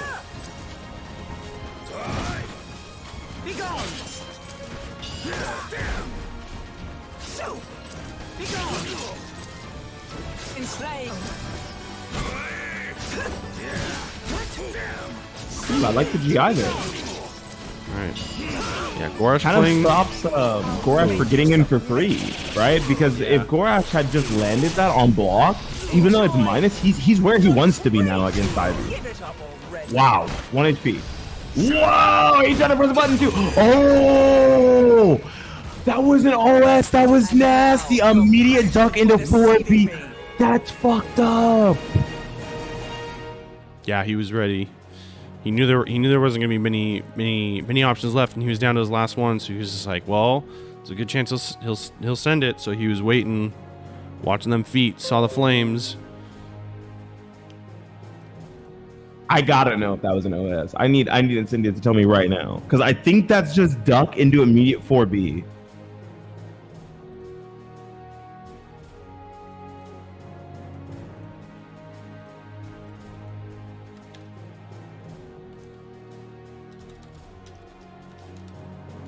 No, I reacted. I did 1K duck. Oh, okay. Yeah, I didn't think it was that. That looked like a straight reaction.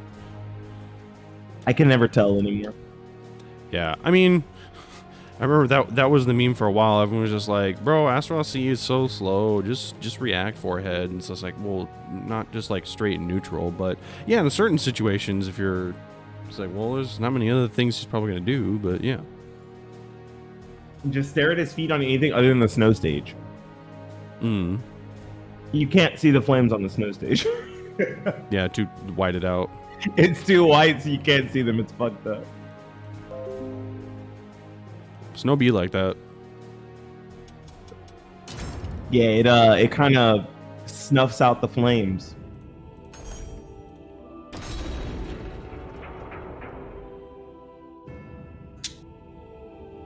Welcome to the stage of history retold. All right. Well, good shit to Gorash. He was playing out of his mind and earning some speedrun records. But he will sit out in third place for today. And now we will see the classic that we've always been seeing for these past few weeks now of Incendiate and Zefukai trying to take it from each other. Though this week the shoe is on the other foot, where last week Incendiate was coming in from the winner's side, now Zefukai will be coming from the winner's side instead. So Incendiate is going to be the one having to do a lot more work. And giving a lot more time for Zeph to adjust. Yes. I'll end this in no time. Tara, what are you doing up here?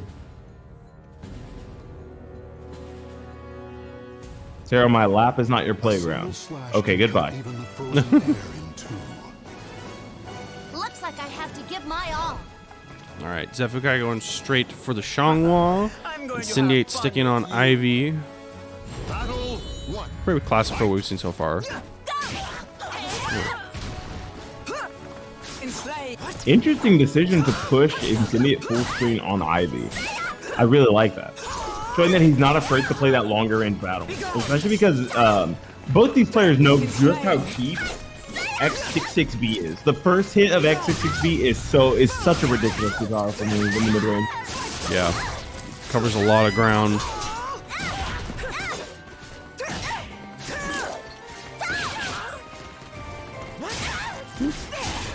Nice timing check. Good reaction on the whiff. Gets a 3B punish. Ooh, backs away so that Ivy's not really able to do too much out of the stance. Alright, finally Incendiate decides to cancel out of it.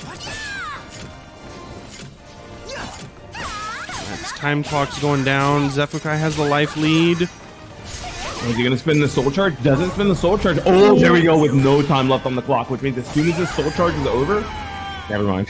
As soon as this soul charge is over, the round immediately ends.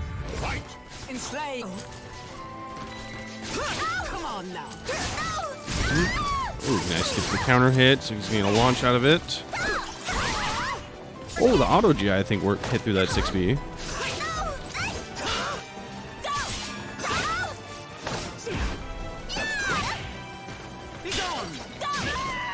Ooh, there we go. Got to block the first hit. Oh, goes for a big slow horizontal, but the tempo works out. Zeph breaking a lot of these regular throws. Dang, and the 3A to close out that round. Good stuff from Incendiate. Are we mashing on Wake Up out here? An interesting match, too, right? Catching someone who's like moving around you, trying to create a whip on your Wake Up. Yeah. Okay, that one was just get off me.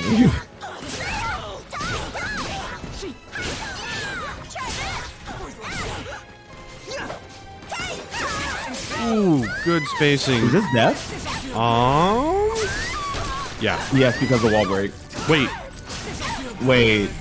Maybe not, because the second wall break. Oh, that's fucked up, man. man. That is so sad.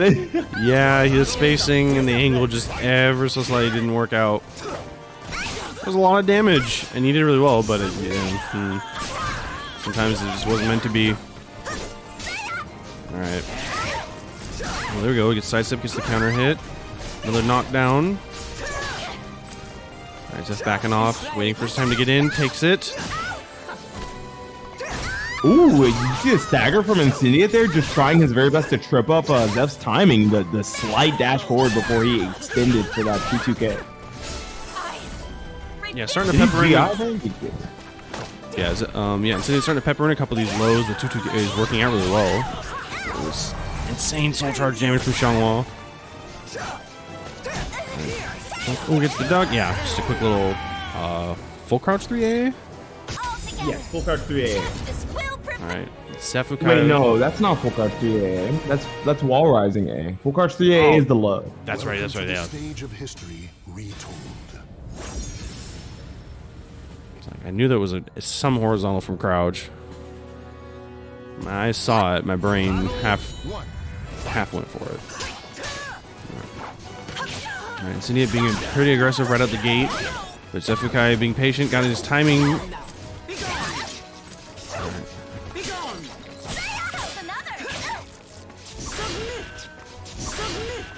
Two Apis Bees in a row, really laying on the pressure. Ooh, trying to use the 6A hold, but gets spaced out, taking a little bit of damage. Gotta be careful, he's losing a little bit. Oop, there we go. Alright. Went for the cheeky reverse ring almost. Yeah, he went for front throw there because back throw is a guaranteed ring out, so Zephukai is kind of forced to break that back throw. Yeah. I mean, when the other option is just die in a cold, icy death. Alright, block punish, minus 14 at least. 2-2B catches him ducking. Oh, wow, good timing from Incendiate, catching Zephukai off on all these options, getting a lot of damage. Ooh.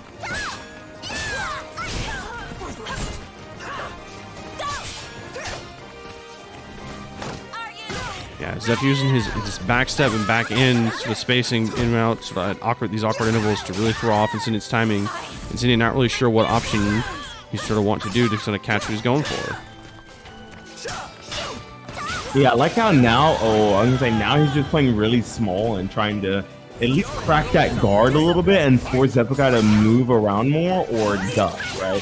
But Zephukai staying just completely stoic in the face of all of these buttons that could potentially kill him there. Ooh. Nice, side so avoids the vertical, 2-2K knockdown. Ooh, nice. Knocks Zephukai out of that stance. Ooh. That's big damage. Yeah, this... Oh no! Oh, didn't get the right thing. Normally you get the bow and arrow there. That was weird. Okay, we still took it. There goes the body throw. Move always comes out in like the weirdest places, but always tends to work. Ooh, spacing right around that 6BB. Very good stuff.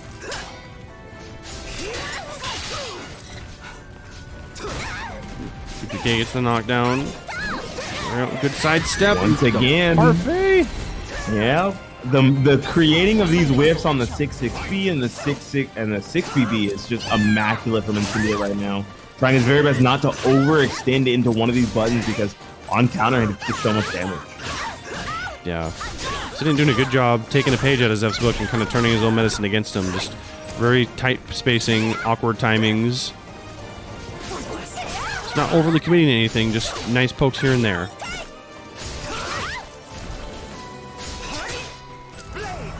Alright, Soul Charge keeps his offensive pressure going. The blast didn't hit, so Zeph goes in. Soul Charge keeps his pressure. Oh, sidesteps avoids that first really vertical. Smart. Yeah. Big call out really worked out. So Zephukai will still take that one. Zeph's already up 2-0. This grand final, Zeph only needs one more.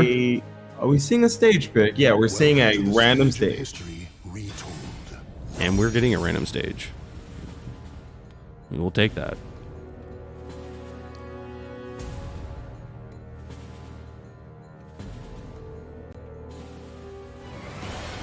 All right. Just need a little bit more room, to maneuver around in, at least comfortably. Ooh, Zeph gets a good whiff punish. Ooh, wow, and just immediately running up for that 2-2B. I like the buffer from Incendiate, though, showing that he's not afraid to press some buttons and get his offense started. Will not let Zephykai just completely run him over. Oh, the low Oki. That was 3 throws and like a 1B. What happened to Zephyr Guy's health bar? He gets wrong. More than once. Sydney already built up a full bar meter.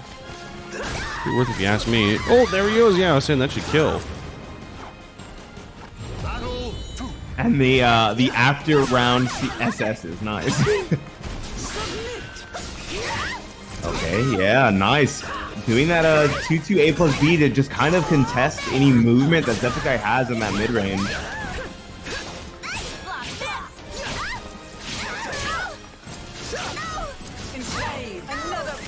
Incendiate looking a lot more alive in this game 3. Oh, and the jump K up 2 rounds now. Something special.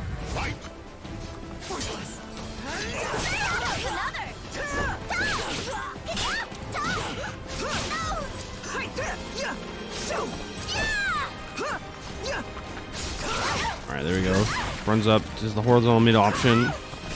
Couple kicks into 9K. This 9K is really working out again. The 9K. Yeah, they're definitely working out really well. Oh my gosh, unfortunately too low to the ground, even though it's a mid. Great duck right there. Avoids just the AA right in neutral. It really feels like Incendia's figured something out here. Spending that soul charge. He wants to try and end this now. Ooh, I like the clash cancel.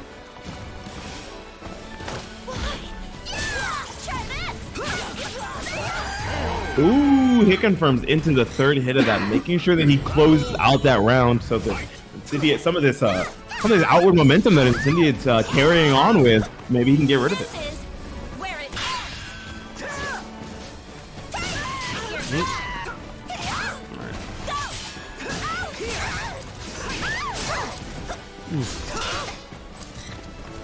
Alright, Zeph got a decent amount out of that soul charge, but Incendiate also got a big read, got a lot of damage back to Zeph. Made it kind of even, and he didn't have to spend a bar. Still having this other bar of meter to work with here, if you really want it, isn't the worst thing in the world. Yeah. Yeah, having any sort of meter on deck sort of at any time. Incendiate chooses to spend his now. Oh, just a meat raw 3B. Oh, and tries to press a button and wake up there, gets counter hit. They both have 1 bar of meter now. Not the worst position in the world to be in.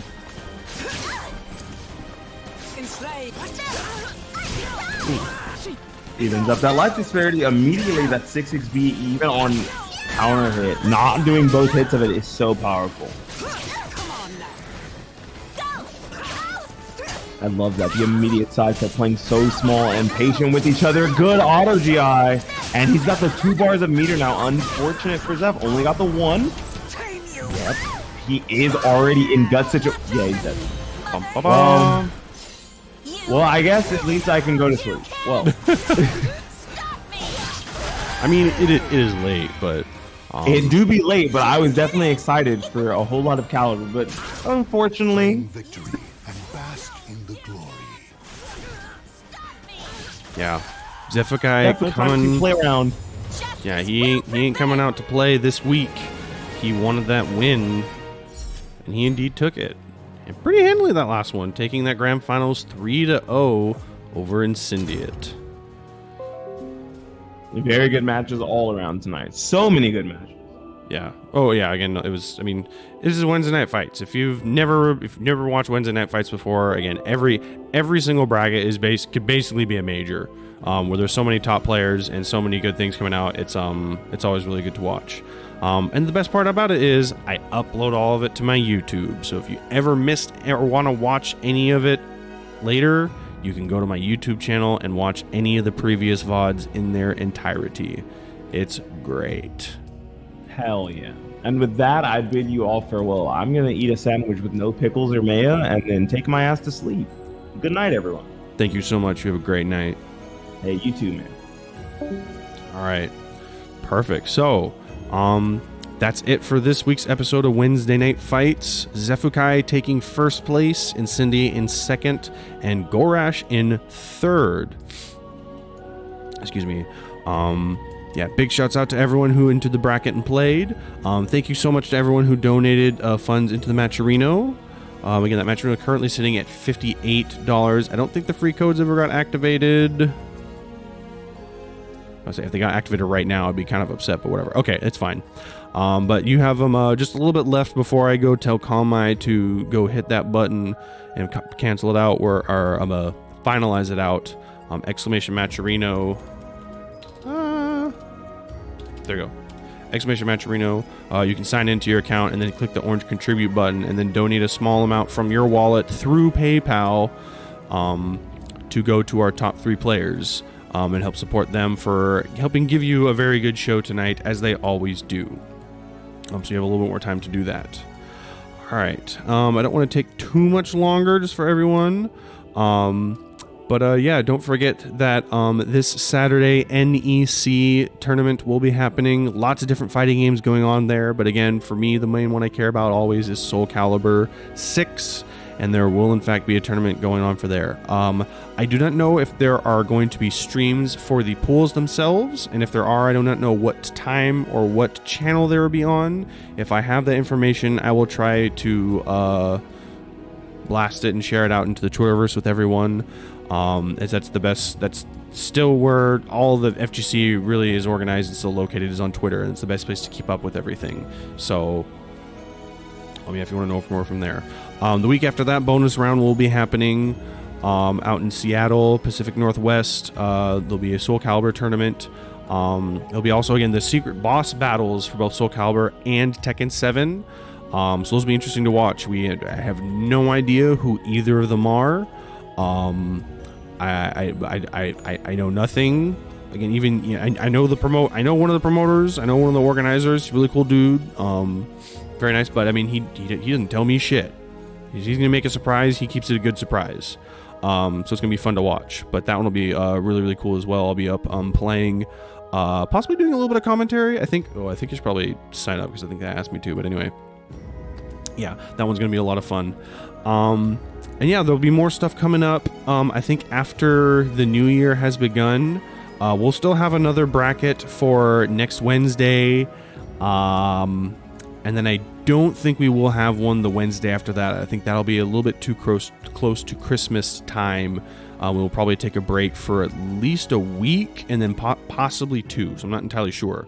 We'll see how it goes. Again, best way to stay updated, follow me, Bigpapachunk, on Twitter, or you can follow the at NorCalibur account as well. I manage both, so I try to post information to both of those. Again, if you're interested in joining, this is a free-to-enter Parsec tournament. All you have to do is have a computer with an internet connection, and so long as your internet connection to our Parsec servers is stable and good enough for you, it's good enough for us. And yeah, that's about it. Again, make sure to follow me on YouTube as well if you want to rewatch any of these matches or any of the previous Wednesday night fights that I've hosted. I have all of the VODs up on there. I have like 300 videos, I think, or some. Not that much. I don't know. I have a lot of videos uploaded to my YouTube now, so there's a lot of content to watch if you want. But yeah, that's about it. So we'll be out here again next week with another bracket. Again, good luck and safe travels to everyone going to NEC. And then for everyone else, I hope you're all having very, very good days, very good health and whatnot. I hope it continues that way. I don't know who is streaming or doing anything at this time of the day. I know the fish is going because he's traveling to NEC. So let's see. Yeah, I don't know any of these. I don't think they're playing. This person is at least playing. Appraisals. Yeah, there's a couple. So yeah, that's about it. Okay, cool. Well, I'm just gonna send you to. I'm just gonna give you to a random person who's just streaming SoulCalibur right now, because why not? You can stay and watch them, be nice to them, or you can go to bed too if you need to. Whatever it is you're gonna need to do. But yeah. I'm going to head out after this raid. So thank you all so much. There we go. Yeah. Cool. I'll just send you over him. Have fun. Why not? All right. Cool. Thank you all so much for coming. Thank you all for my players. Again, big shouts out to BeanieThuggish for helping me out on commentary. Thank you all for watching and donating the Matcherino. It's been fun. Stay safe, everyone. Have a good rest of your night, good rest of your week, and I'll see you next time. Take care. Bye-bye.